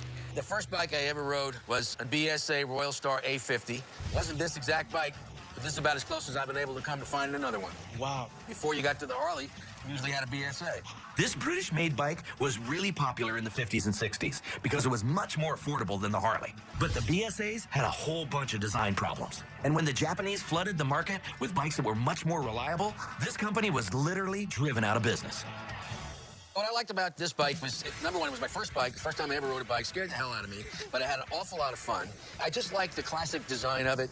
It's got an engine, it's got a transmission, it's got a headlight, and it's got a gas tank, and it just goes. And there's, you know, not a whole lot of frou-frou to it. Right, that was cool about it. No frou-frou. But it works. Right. You have a shop now. You're doing bikes. Why don't you send it to me? Yeah, we have a shop. I don't really do restorations that much. We do a lot of custom work. Oh. My favorite era of design is from the 30s to the 70s. Right. I love that era of automotive design. Right. And what I end up doing a lot of times is taking new bikes and trying to make it look like old bikes from the 60s. Oh, I didn't know. You're going the opposite. You're making them look like we like them. We're going the other way, yeah. But I like new tech. But it's like old styling. Right. And this is, a classic design. Right. And if you can get this baby in shape, it'd mean a lot to me. I won't let you down, bud. I won't let you down. We'll go ahead and get this done just like you want it. Yeah, I'd like to try to get it as stock as possible. Okay. The color, I think they did have a blue like this. I don't know if this has been painted or not. Yeah, it came in blue and red. Yep. And you know what the color's called? Since I'm like this painter? Yeah. Flamboyant blue. Flamboyant blue? Yeah. Oh, well, so be it. And flamboyant red. That was the color. It's English. Well, then let's get it to be flamboyant again. All right, so what I'll do is we'll go through the motor first. Okay. That's my first thing, because it takes me the longest. Yeah, it's frozen. It's frozen. And, well, that's not good. Okay, so it's all froze up, so hopefully it's not seized. We'll take the frame apart, take everything off of it. Chroming, but not wild, right? I don't mind a nickel finish either. Okay, where do you want nickel? Wherever the part calls for it. Okay, because that's a definitely different look than chrome. I prefer nickel to chrome because too much chrome cancels itself out. Yeah. Too much shine, you can't see the chrome. Exactly right. You need to offset it with another I like finish. it. I like it. Let's go. All right, Rick. Well, good luck with this. I know you're not going to let me down. No. I know people. Okay, all right. Thanks, man. You bet. Thanks, Billy, for bringing it in. I'll do a good job for you, okay? Thank you, Rick. Don't tell your people. There's a hole in the desert waiting for you. I'm honored that Billy's trusted me with his motorcycle, and I can't wait to get started. But I recently sold a 1950s walk-behind tractor to a customer, and he wants it fully restored. Over the past few weeks, Kyle and Roy dismantled the entire tractor. Oh, there we go. We got the bead blasting taken care of, and Manny started on the bodywork. And Ed is taking apart the transmission to get all that running again. Meanwhile, Ron, Tyler, and Bradley left for a picnic trip, so I hope they can find some decent items. This is it. This doesn't look like a house. It's like a castle. It's a compound. My dad set up a little contest between Bradley, Ron, and I. We have to go out and pick the best item for the shop, and whoever does that gets to go to New York and meet Billy Joel. Hi, Ron. Tyler, welcome back. How you doing, Lenny? Been a while, guys. I've collected things since I've been 5 years old. History from travels all over the world. The boys and I, we're on the hunt for some real cool stuff. My wife would like to get rid of a lot of this stuff around here. Well, come on in. Just anything you want to have, come and get me. Right on. All righty. Thanks, Lonnie. Appreciate it. You're not going to believe this. Whoa. This place has history. Wow. Dang, man. Where do we start? There's actually way too much to see in this place. All right. Let's just head on to the back. You gotta go slow because there is so much stuff in here. You can see different things each and every time you're here. And you guys got it all. Wow, this is crazy. This is the ultimate place to have a party. Was this a dinosaur? Oh, jeez. Wow. Big's not the word. This thing is freaking ginormous. You guys trying to sell this out of the boneyard? Yeah, I think we better move on before I actually buy it. There's always lots of cool stuff at Lonnie's. But the trick is finding cool stuff that you can actually restore and sell for a profit. Check out these old lanterns, guys. These are pretty cool, dude. Hell yes. Look at this thing. This is 30s. That's the oldest one. Yeah. Like it's old railroad lantern. Wow. Dude, this thing's bad. I mean, check it out. It's got the original red lens. Look at that. Like, how often are you going to find that? These railroad lanterns were constantly swung around and took a lot of abuse. So finding one with the original red lens intact is extremely collectible. I'm not even worried about what you guys are going to find because this is taking me to New York to meet Billy Joel. Just remember to smile, because it ain't going to be there long. I'm keeping my eyes peeled. Hey, Dave. All right, I got to talk to you about another project we need to deal with. While the guys continue working on the walk-behind tractor, Dave and I have to figure out how to pull off a trailer the customer also wanted. He wants the back end where he can haul his family around in it. And it's in the late 40s, early 50s, so it's got a really cool look. Love it. What I thought about doing is this. It's got two big long handles on it like this. Okay. I'm going to do a tractor seat here. Perfect. So we got this old style tractor seat right here. His wagon is going to have to be back here. And then we're going to have to figure out some way to put a couple of bench seats where people can sit here, and here, here, and here. Okay? Nice. The wheels that I want to put it on are the same ones as this. They're those tractor tires. As you're sitting down, your legs are dangling. You don't want to hit the ground with your feet at the same time you don't want to hit the wheels. So No fenders on it? no, I'm thinking we may want to put the wheels underneath it all of a sudden. That's another point. Yeah, just keep your feet from out of harm's way. Right. And the wheels underneath. That'd probably better, huh? Yeah. Well, we'll get it figured out. Yeah. Frames first. Frames first. I'll take some measurements right now and get started. Okay, awesome. I'm building a custom wagon from scratch. So I'm going to start with a simple frame for the base, then add the wheel mounts onto it. While Dave is welding up the bottom section, Robert's starting to craft the wooden benches for the top section. When it all comes together, hopefully this trailer will look like it rolled right off the assembly line with the tractor.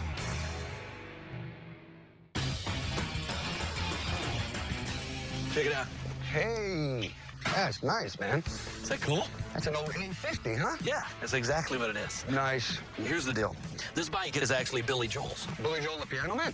Billy Joel, the piano guy. Wow. No wonder you need to know a little bit more about it. I really wanted to get a second pair of eyes on this thing. So I called up my friend Ace to check it out because he really knows his stuff when it comes to classic bikes. He just wants it right, rideable, reliable. A lot of history in this bike. That's what started it, you know? Yeah, That's what makes these things so rare and so collectible. Yeah. Because when guys got a hold of these things in the late 50s and 60s and into the 70s, they chopped them. They tore them apart. They ragged them, man. Experimental model. They were climbing mountains on these. You know? They vibrated like nothing you've ever seen before. You know, so they're very particular motorcycles. It's the unit construction, which means that it's all one unit. It's not two pieces put together. It doesn't have a transmission back here. It's got everything all by itself. You know, the exterior stuff, you and I know that's the garnish of the job. Yeah. Your main concern has got to be focused on that motor. That if you don't know that motor, man, be cautious. You know, they weren't big fans of gaskets. Right. They're a leaker. Oh, yeah. That's going to be the biggest issue with the whole bike, is getting that motor correct on it. Actually, I think the motor's froze. Oh. And you've done one of those? I have done one of those, yes. Kind of like to get involved in this, Rick. Billy Joel's bike, my kind of motor.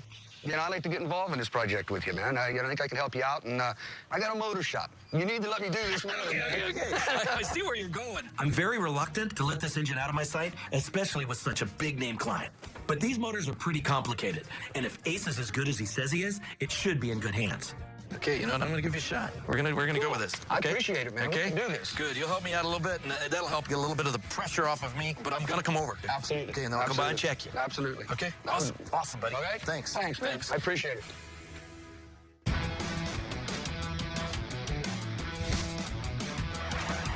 He has so much stuff. It's like ridiculous. You can't take it all in. I found a really nice railroad lantern for this picking competition. So if Ron or Bradley want to see Billy Joel, they're gonna have to go big or stay home. Hold on.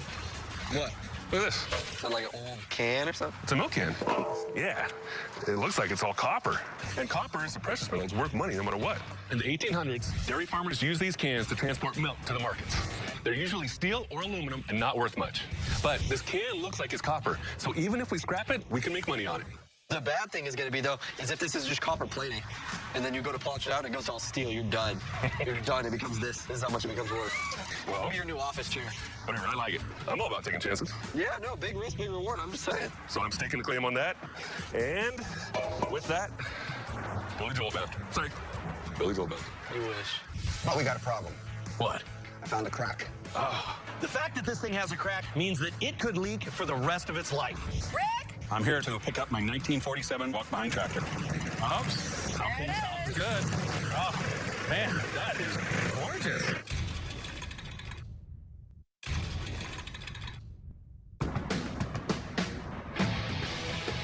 We're making some good progress on the 1950s walk-behind tractor we're restoring.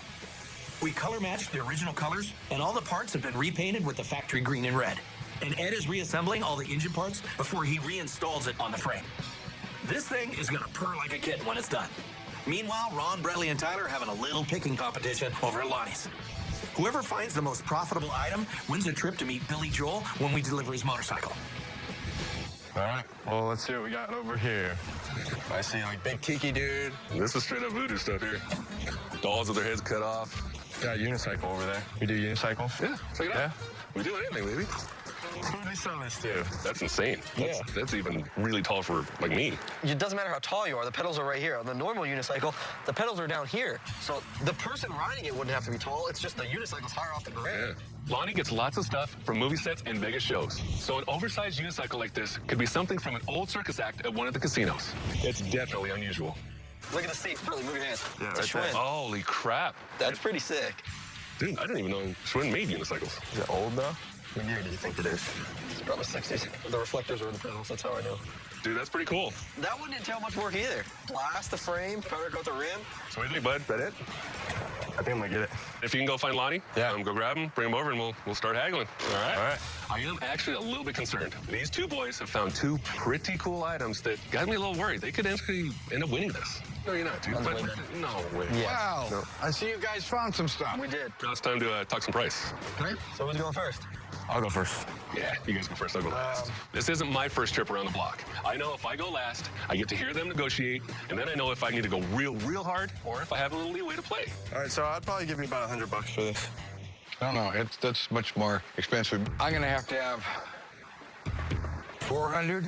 400. Would you go 300? I'll go you 350. 350. Yeah. Okay. Who's next? I'll go. I'm interested in this railroad lantern. It's a little rough, lots of rust. It's pretty old, and that's exactly what is an old railroad lantern. $150. I was thinking more around the $75 range. Oh, hell. I'll sell it to you for $100 if you want it. $100? I mean... All right, yeah, I can do 100. That'd be cool. Okay, thank you. Fair enough. All right, Lonnie, what do you want for this? You guys have been good to me, and I've made a little money in the deal. I'll give you that free as a present. What? Are you kidding me? Why don't you just give me this? Going last is seriously paid off. Just goes to show that a little experience goes a long way. 100% profit. Although Ron basically just stole this item from Lonnie, if that milk can is made of steel and not copper, it's worth squat. And 100% profit on zero is zero. That's a deal without a doubt. Thank you on that one. Good luck. Awesome. Thank you so much. All right, man. Thanks. Be careful with it. All right, competition's not over, Ron. Yeah, it is.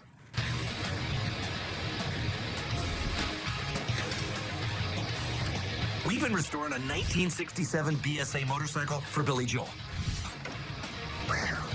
There you go, Father Billy. It's a boy. We sent the engine over to my friend Ace. He specializes in motors, and these British-made bikes were notorious for having problems. So I'm heading over to his place now to see how things are going. Ace. Hey, how you doing there, Rick?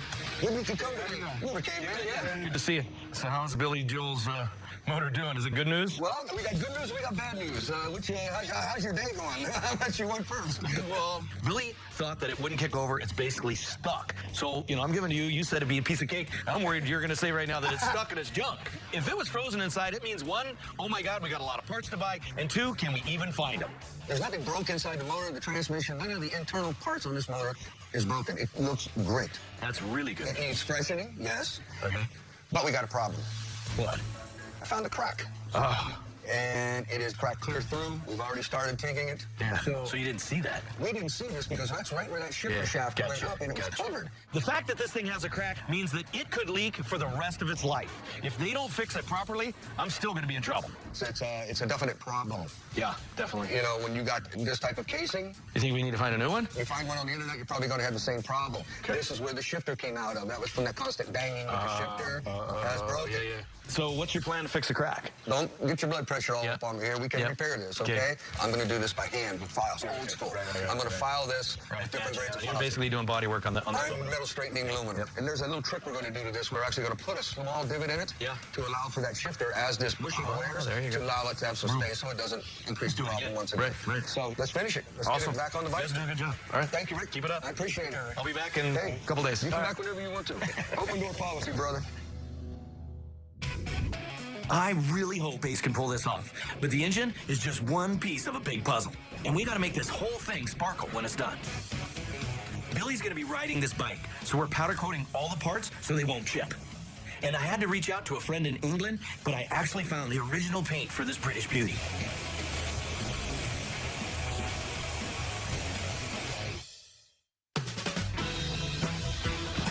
Dad, we're back from Lonnie's. Get your Billy Joel worthy pickings done?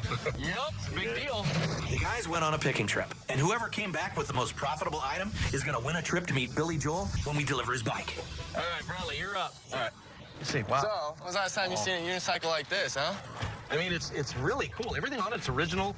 And it says Schwinn. It's all Schwinn on there. Now, you get on a bicycle and it has a coaster. So you're running and then it coasts. This doesn't do that. The reason why is... You have to pedal forwards and backwards. All the time. You're constantly pedaling. Forwards and backwards, forwards and backwards. And this is actually pretty tall, but they make them taller. Yeah. I've seen 10-footers. No way. Yeah, they're not. Wow. I mean, it's the most amazing thing to see somebody ride one. This is a good piece. What'd you pay for this? He was hard on this one.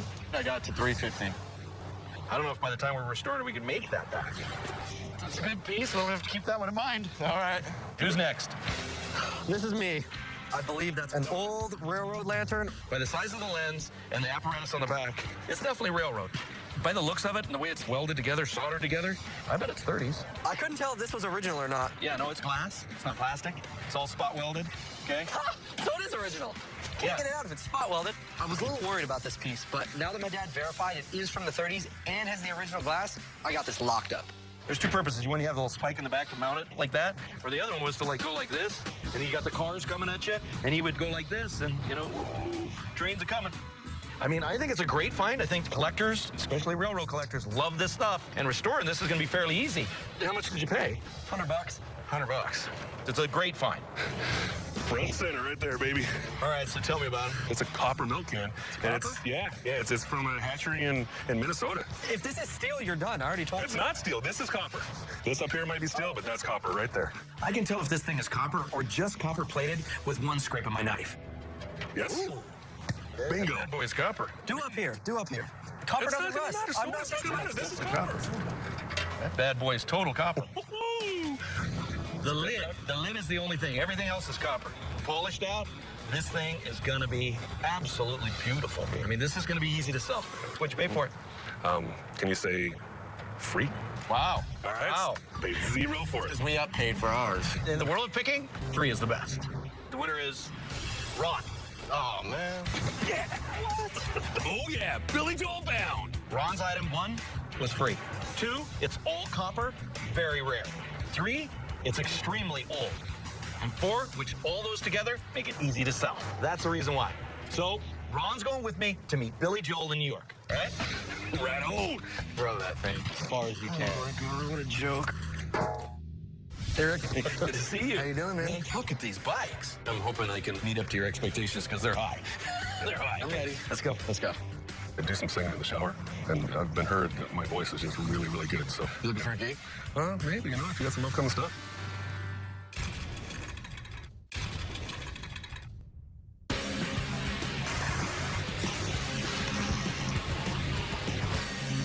Got some nuts for you. You want some nuts? Yep.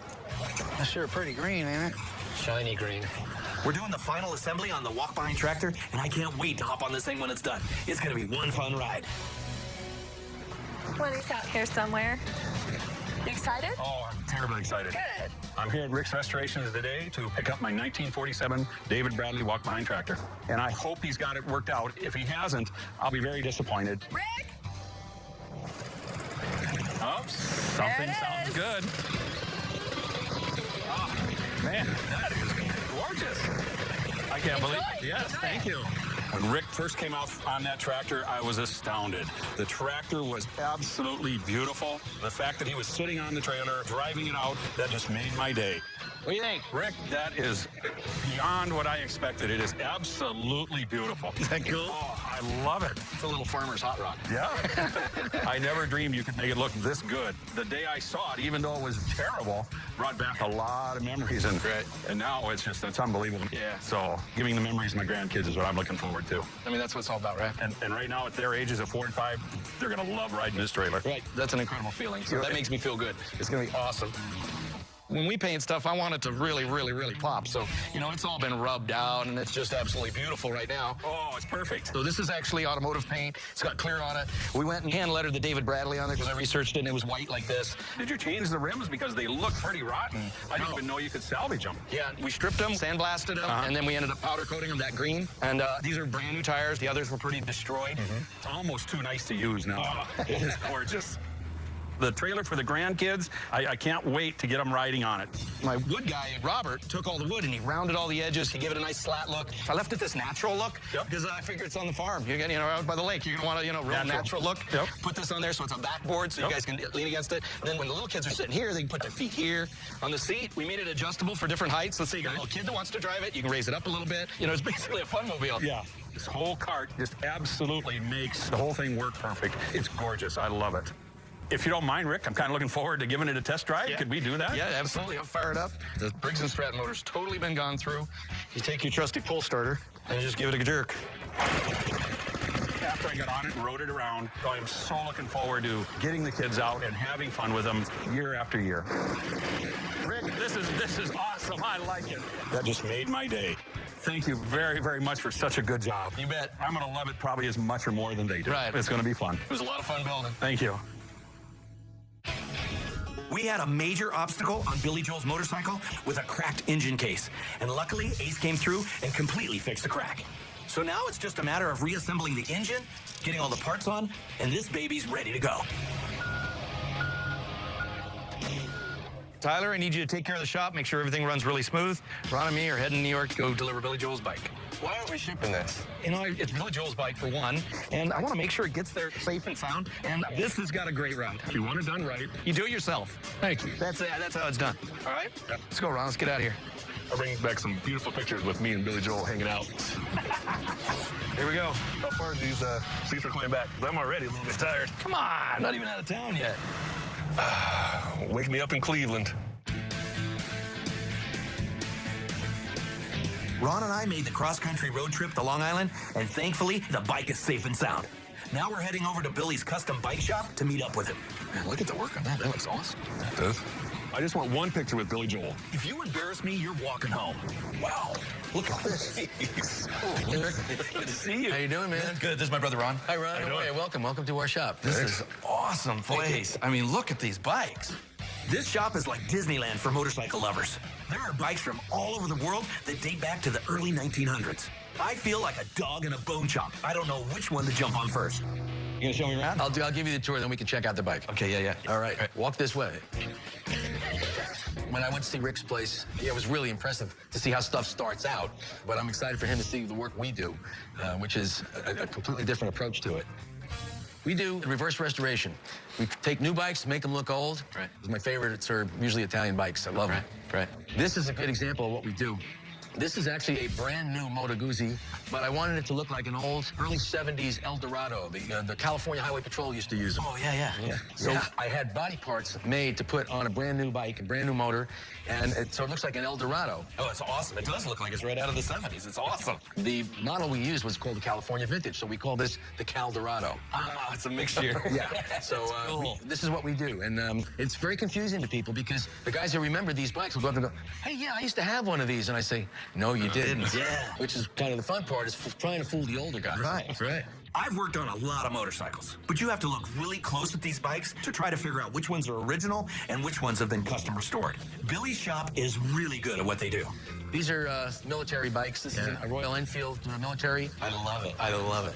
This one is a BMW with a sidecar. It's a combination of a lot of different motorcycles to make it look like what it is. Right now, it looks like a World War II era Wehrmachtgespann that the Wehrmacht used in the Second World War. Oh, I like the leather on top of the tank. It's got such a cool look to it. Yeah, this is actually called a tank bra. So who drove? The commander, the big chief? No, the big shot sat in the sidecar usually, and sometimes I put my dog in this in the sidecar. I have a little, a buckle harness for her, and she loves it.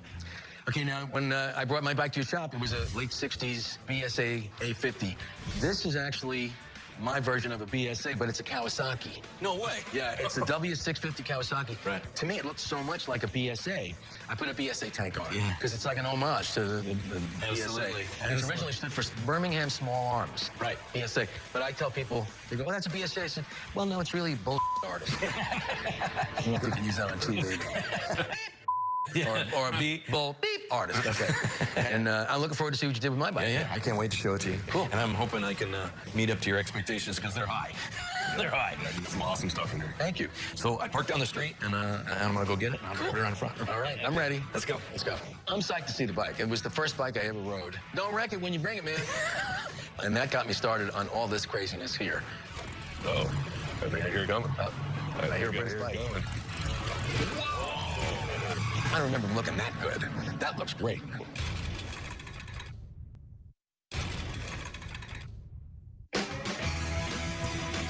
Ron and I are in New York to deliver a 1960s British motorcycle we restored for Billy Joel. All right, don't wreck it when you bring it, man. To me, the bike came out awesome, but after walking into Billy's shop, oh my God, was there some beautiful bikes. So I'm hoping he really loves it. I cannot wait to see the reaction on his face. You know, I do some singing in the shower, and I've been heard that my voice is just really, really good. So, you look for a gig?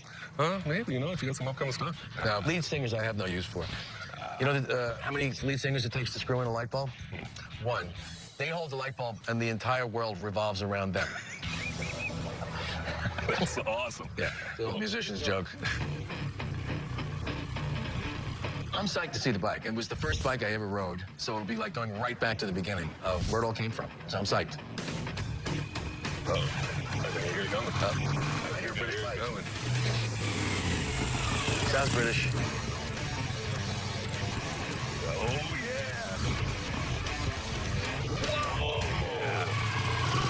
yeah. Oh, wow. What do you think? Look at that. Look at the color. Look at the chrome. Is it pretty? Wow. I didn't really know what to expect. You know, when that thing first came out in the mid-'60s, and they were beautiful bikes, I don't remember them looking that good. That looks great. It's hard to believe it is the same bike. Right. It just looks so fresh. Right. You know, the bike I had just looked old, beat like me. It was a little beat up, huh? Yeah. But just do this to me. When I saw the look on his face, I knew that we knocked this thing out of the park. I mean, he really, really loved it, and that means a lot to me. First of all, doing something for you was, one, an honor, and two, it was scary. You know, there's pressure. There's pressure. You're building bikes. You know bikes. You know, it was a lot of pressure. So for you to like it, that's pretty good for me. I love it. And, I mean, the detailing on it is incredible. I wanted it to pop like it would have back in the day. You know, not go too much over top. But I like that you did the finishes more of a satin than the high. Right. That's authentic. Right. You got the rubber for the Speedo? Yeah. Just the fact to be able to get these little rubber parts. Right. Headlamp? How much of it is original now? 90. Wow. I don't know how you did that. This looks great. It's great. And the rims, beautiful job. Yeah, they remember how rusted they were? Yeah. They're all pitted out. Spokes, tubes, tried to get the tires as close as we could to match out. Was it their factory paint? Flamboyant blue. Really? Yeah. The paint was actually from England. You know, it came directly from them, man. Beautiful.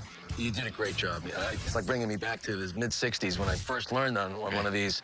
And that one wasn't in as good condition as this is, and that was a new bike. Right. Yeah, this has the work of human hands. A lot of stuff nowadays seems to be computer generated. You know, the blob shapes and a lot of angular stuff. And this has curves like a woman. Yeah, that's what sells, right? That's what costs a lot, too. Well, you want to mount the bike. What kind of memories was this thing bringing back? I was about 16, starting to go out with girls, started being a band, and this was all part of rock and roll. Yeah. Just driving around the neighborhood, making everybody mad, you know, just Screaming up and down. Yeah, and Mom, of course, couldn't know about it. Oh, no. She didn't know. Oh, She never knew. Wow. Yeah, the moms on bikes. Yeah, they don't like them, and they're with good reason, and they're dangerous, but it was a lot of fun. You did a great job. Thanks a lot, bud. Thank you very much. It was a sheer honor doing it, you know, for you. I'm so happy that you did this, man. I'm thrilled. Hold on one sec, real quick. What's left out? Ron, what are you doing? It's okay. I don't... What's that? Yeah. Okay, yeah. Oh my God, I missed it. Damn it. Up next on American Restoration. I need a gift for Corey's birthday. Let's go on the boat here.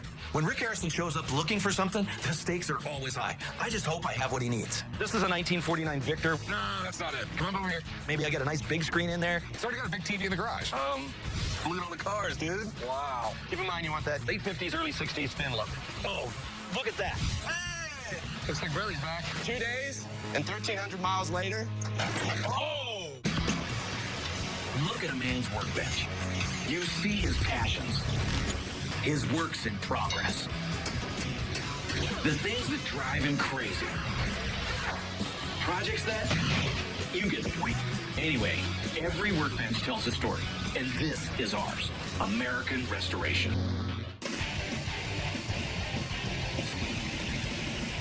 Rick. Yeah. Rick Harrison's here. Oh, hey. Hey, what's up, man? Good to see you, bud. So what's going on? What are you bringing in? Actually, I didn't bring anything in. I need a gift for Corey's birthday. He's turning 30.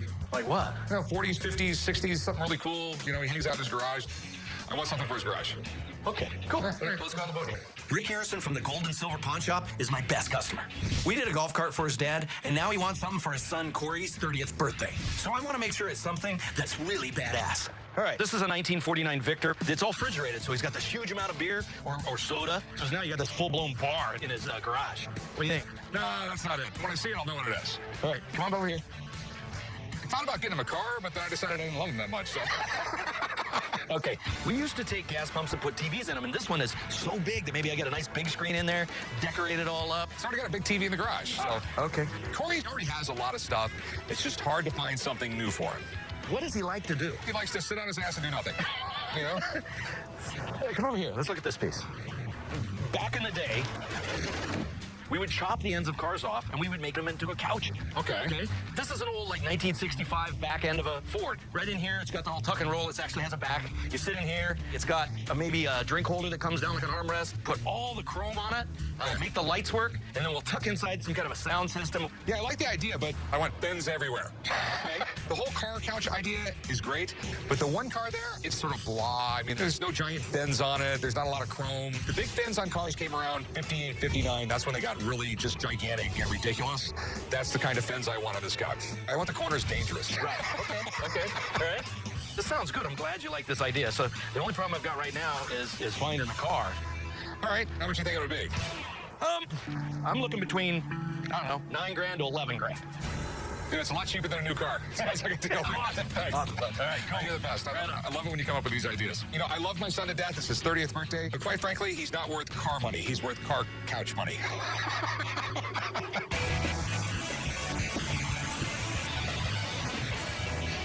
Looks good. Almost ready? Yeah, it looks like it's sealing up pretty good, so I think we're good.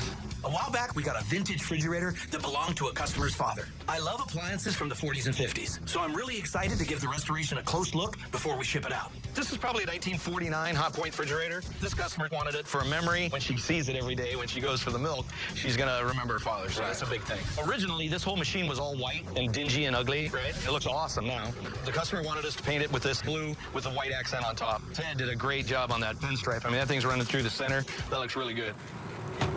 All the shelves, these are all aluminum. It's all been polished out. They look really good. It looks like a brand new refrigerator. Put a brand new compressor in it, redid the thermostat, so now it's all set up to where it should run really, really good. All right, Kyle, get it wrapped up and we'll deliver it to her, okay? Now that the Hot Point's on its way to the customer, we're going to start working on Corey Harrison's 30th birthday gift. We need to find a car with awesome fins to make this car couch just right. Ron's got a lead, so we're going to check it out. Lead on the cars, dude. Wow. When I say I've got a lead, I have a lead. Morning. Morning. I'm Rick. Rick, I'm Ralph. Normally, I trust Ron and Tyler to do this alone, but this needs to be done right, so I'm tagging along. What can I do for you guys? I'm looking for some cars between the 50s and 60s. Lots of them right up along the fence in the front. I've been collecting cars and trucks in my lot for over 35 years, and right now I have over 300 of them. Go check it out. This place is just enormous. There are cars for days. Tons and tons and tons of cars here. We can't find something out here. We're doing something wrong. Ron, look at that. Check this out. Oh. I have to have it. Bed. That bed's on top. It's perfect for you. Yeah. Like Scooby-Doo. Like Scooby-Doo. Yeah, no, you know, we got to focus. If I can get up here, I'm buying this thing. Oh, awesome. I know we've got a mission, but how am I not going to look at this van? It's a Ford Econoline from the mid-60s. This has me written all over it. Oh, the stars, the moonlight. This is sexy. Get down. We got to focus on the project. Why do we bring him? Because he's zero such a plus. buzzkill. You know why you bring me? I know why you bring me. For the money. That's right.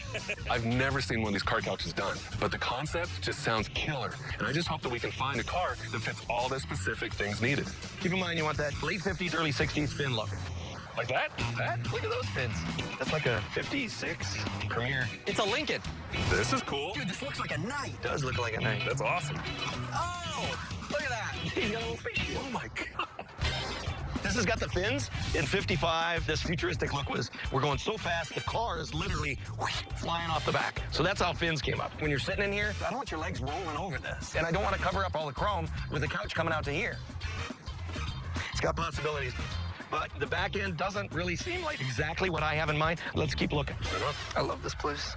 I'm getting a little concerned. I mean, there's hundreds of cars we've looked at. These are Ramblers, Deluxes. These are nice. But none of them meets the exact criteria of what we need to build this car couch. A lot of cars, but... Oh, look at that. Wow. Look at the lines on the back of that. How are you going to get out? Oh, I can get out there. For America! Corey, you have any idea why I'm here? Obviously, he bought something and had it restored. This is a birthday gift. Ready? Yeah. 1, 2, 3.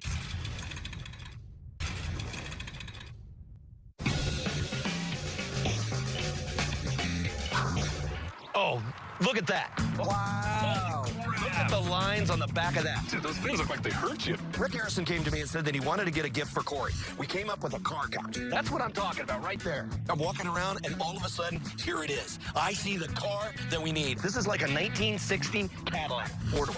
Oh, man, this is so cool. Trim. This Cadillac is perfect. The fins are super pointy. They make a statement. The back end has the bumper. It's got all the trim. Everything on this thing is just perfect for the job. Tyler, go get Ralph, and we'll finagle. I gave Rick a specific quote, and if this car costs too much, along with the amount of work that I got into it, I won't be able to do the job. Hey, Ralph, this is a pretty nice car. Does it run? No, I don't believe so. Okay, how much you want to get for it? 6,000 is what I'm asking. 6 grand. Most I can pay is 5 grand. That's about where I'm at right now. Okay, we could probably do 5. Awesome. Awesome. Thanks, Ralph, very much. Thank you. Thank you. I got so many ideas of what we're going to do to this thing, and I'm really excited right now to load this thing up, get it back to the shop, and start chainsawing that thing right in half. What's that weigh, like 7,000 pounds? Yeah, you're good, Tyler, this way. I'm trying. It ain't got no power steering. I can see that this car is just going to fit on the trailer, but there's going to be no room for Tyler to get out and no power to open the power windows. I can't wait to see what Tyler's going to do when he realizes this. Does it fit? Does it fit? It fit. Are you going to get out? Oh, I can get out that. You got that? Watch. Oh, you got to be kidding me. He's really doing this? For America! Oh, that didn't work. What's he got in his hand? See this ignition? Oh, don't throw nothing else through there. Don't go in. Watch out, watch out, watch out. Watch your shoulder. I see it. That's nice. You're a little flighty, bro. That car is heavy. I'm glad we're just cutting the back end of it off, because that is a brick. We scored big on this trip, and I'm glad I came along. Because if I didn't, Ron and Tyler would probably be towing that Scooby-Doo van right now, and not this sweet caddy. All right, let's get this thing unloaded. David and Roy, come on over here. Sweet, what's this? Check it out. What a view. Now that we got the car back to the shop, here comes the hard part. We have to figure out how to transform it into a couch. It's such a nice ride, I'm not sure if I'll be able to keep my eyes open as the guys cut it in half. Oh my God. 59, 60, sedan DeVille? Yeah, 60. Nice. Rick Harrison wanted us to build a car couch, so this is it. This is the one we're going to build. So what we're going to do is we're going to whack it right here, cut it clean in half. You're going to cut this classic in half? Yeah. You're going to play taps while you're cutting into it? Because we're... Cadillac killer. Yes. I love my Cadillacs, too. Yeah, there was only one Cadillac there. This says sexy. It says, I'm proud to be an American, and I built something badass. Yeah, really. That's good. Because it's true. Amen. Yeah. I got really excited when I saw this car, but the more I'm thinking about it, I'm afraid that if I cut it in half, I might be killing the car. You know, I just really don't have the heart to saw it in half. I just think it's a waste, actually. This car deserves to live. Right. I bought it for the purpose of cutting it, and now I just can't do it. What I'm going to do with this, I don't know, but I don't want to kill it. I need to find another one. I'm back to square one, so I need to research, call around, try to find the back of this car, because Corey's birthday's coming up, and I need to get jumping on it right now. I'm looking for a 60s Cadillac. The pieces, basically. I need the back end, the quarter panel, the bumper. Unfortunately, we don't have anything like that right now. You don't have nothing for a 60s Cadillac at all? Sorry, we can't help you. Thank you. All we have right now is 52, no fin zone. All right, thanks. This is going to take longer than I thought. Not only do I need a specific car, but I need a specific part to that car. Time is closing in, and I'm getting nervous.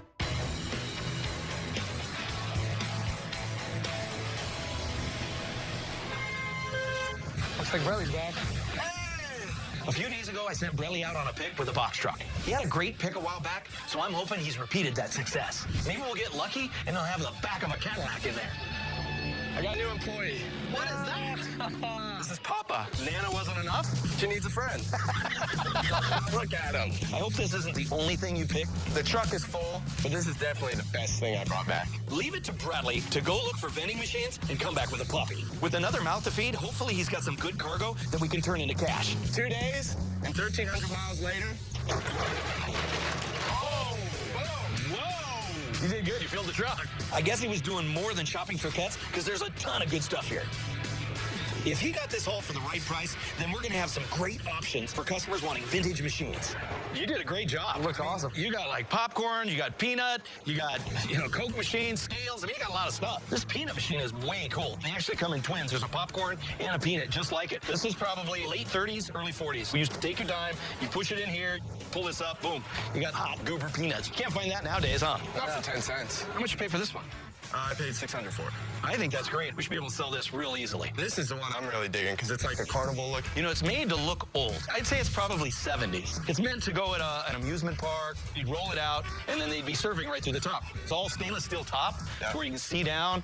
You can see it. You probably used to be able to see through this glass at one point in its life. Coolest thing is the lights that wrap all the way around, It's all still there, Yeah. So what'd you pay for this? I got a package deal. I got this Coke machine, and the 2 scales I got for $1,900. This is worth, $1,000 just the way it sits. Yeah. I'm gonna check out those scales you had. Yeah, I got 2. Bring that one over here. There's so much stuff here, I'm stunned. I'm gonna have to send Brelly out on picks more often. He's got 2 of everything, including a Hamilton and a Peerless scale. I mean, these are both 1940s. This one's gonna be cool because there's nothing on it that tells your weight. It's basically gonna spit your weight out. Like a printout? Yeah, something. Down here would be a token or a slip of paper or something to tell you how much you weigh. I don't even know how that actually operates on the inside. I mean, these are both awesome finds. This was a killer score. I mean, great job. All right, get the things moved out of here so we can get them in the boneyard. All right. All right? Yep. Sweet.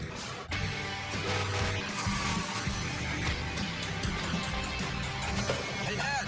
Yeah. The pieces are in for the car couch. Awesome.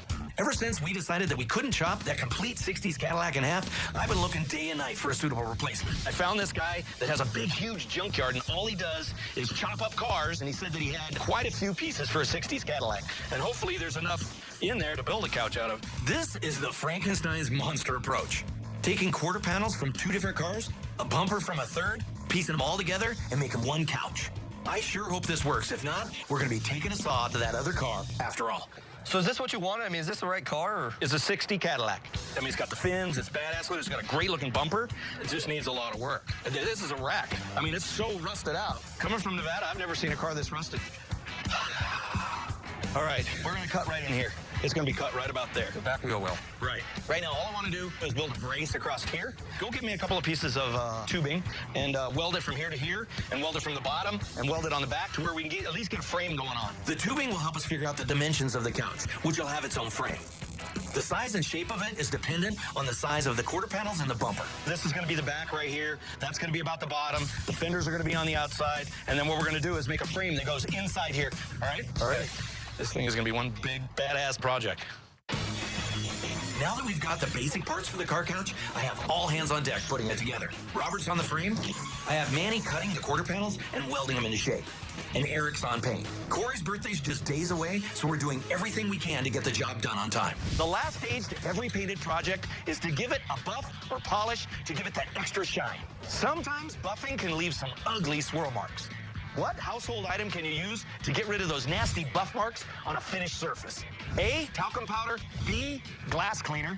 C, cornstarch. D, answers A and C. The answer and more coming up.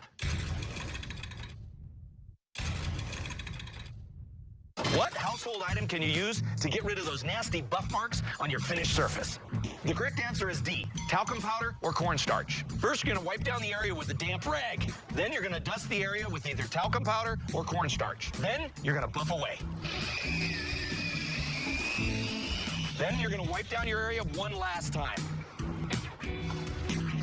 As you can see, all the swirl marks are gone. This is an easy and inexpensive way to finish off your painted project. Hey. Yeah. You got those wired together? Yeah, I got the speakers. Our car couch project began with a false start when I decided not to saw in half our first find. We did eventually get the right parts. The couch is coming together, and I'm about to unveil it to Rick and Corey. Wow. That looks good. That looks killer.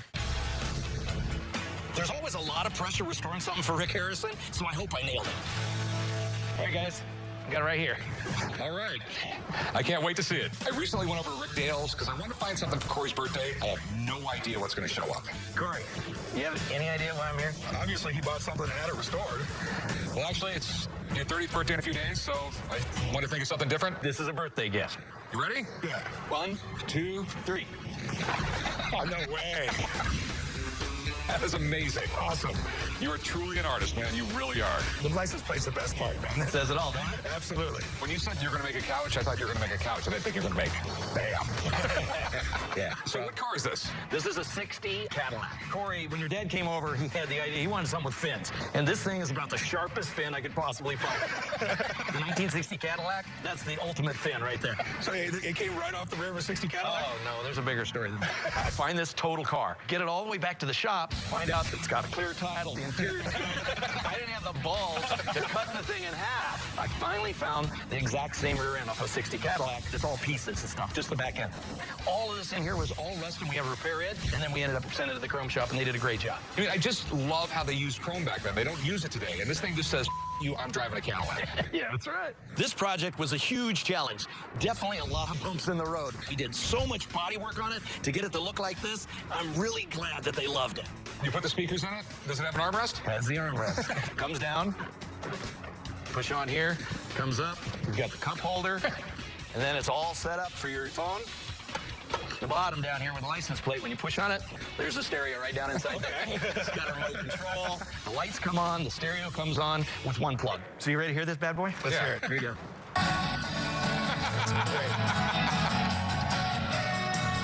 That is cool. It sounds awesome, man.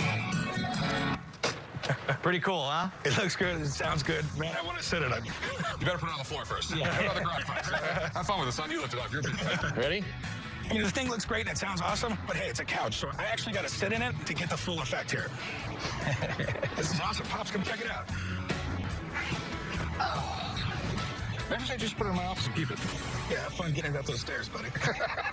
Thanks, man. I appreciate it. You bet. Thank you. Thank you, buddy. You bet. No problem. Let me get you some money. Okay. Happy birthday, buddy. Thank you, man. Overall, I am more than happy with it. Once again, Rick Dale worked his magic. No, man, it's definitely one of the coolest things I own.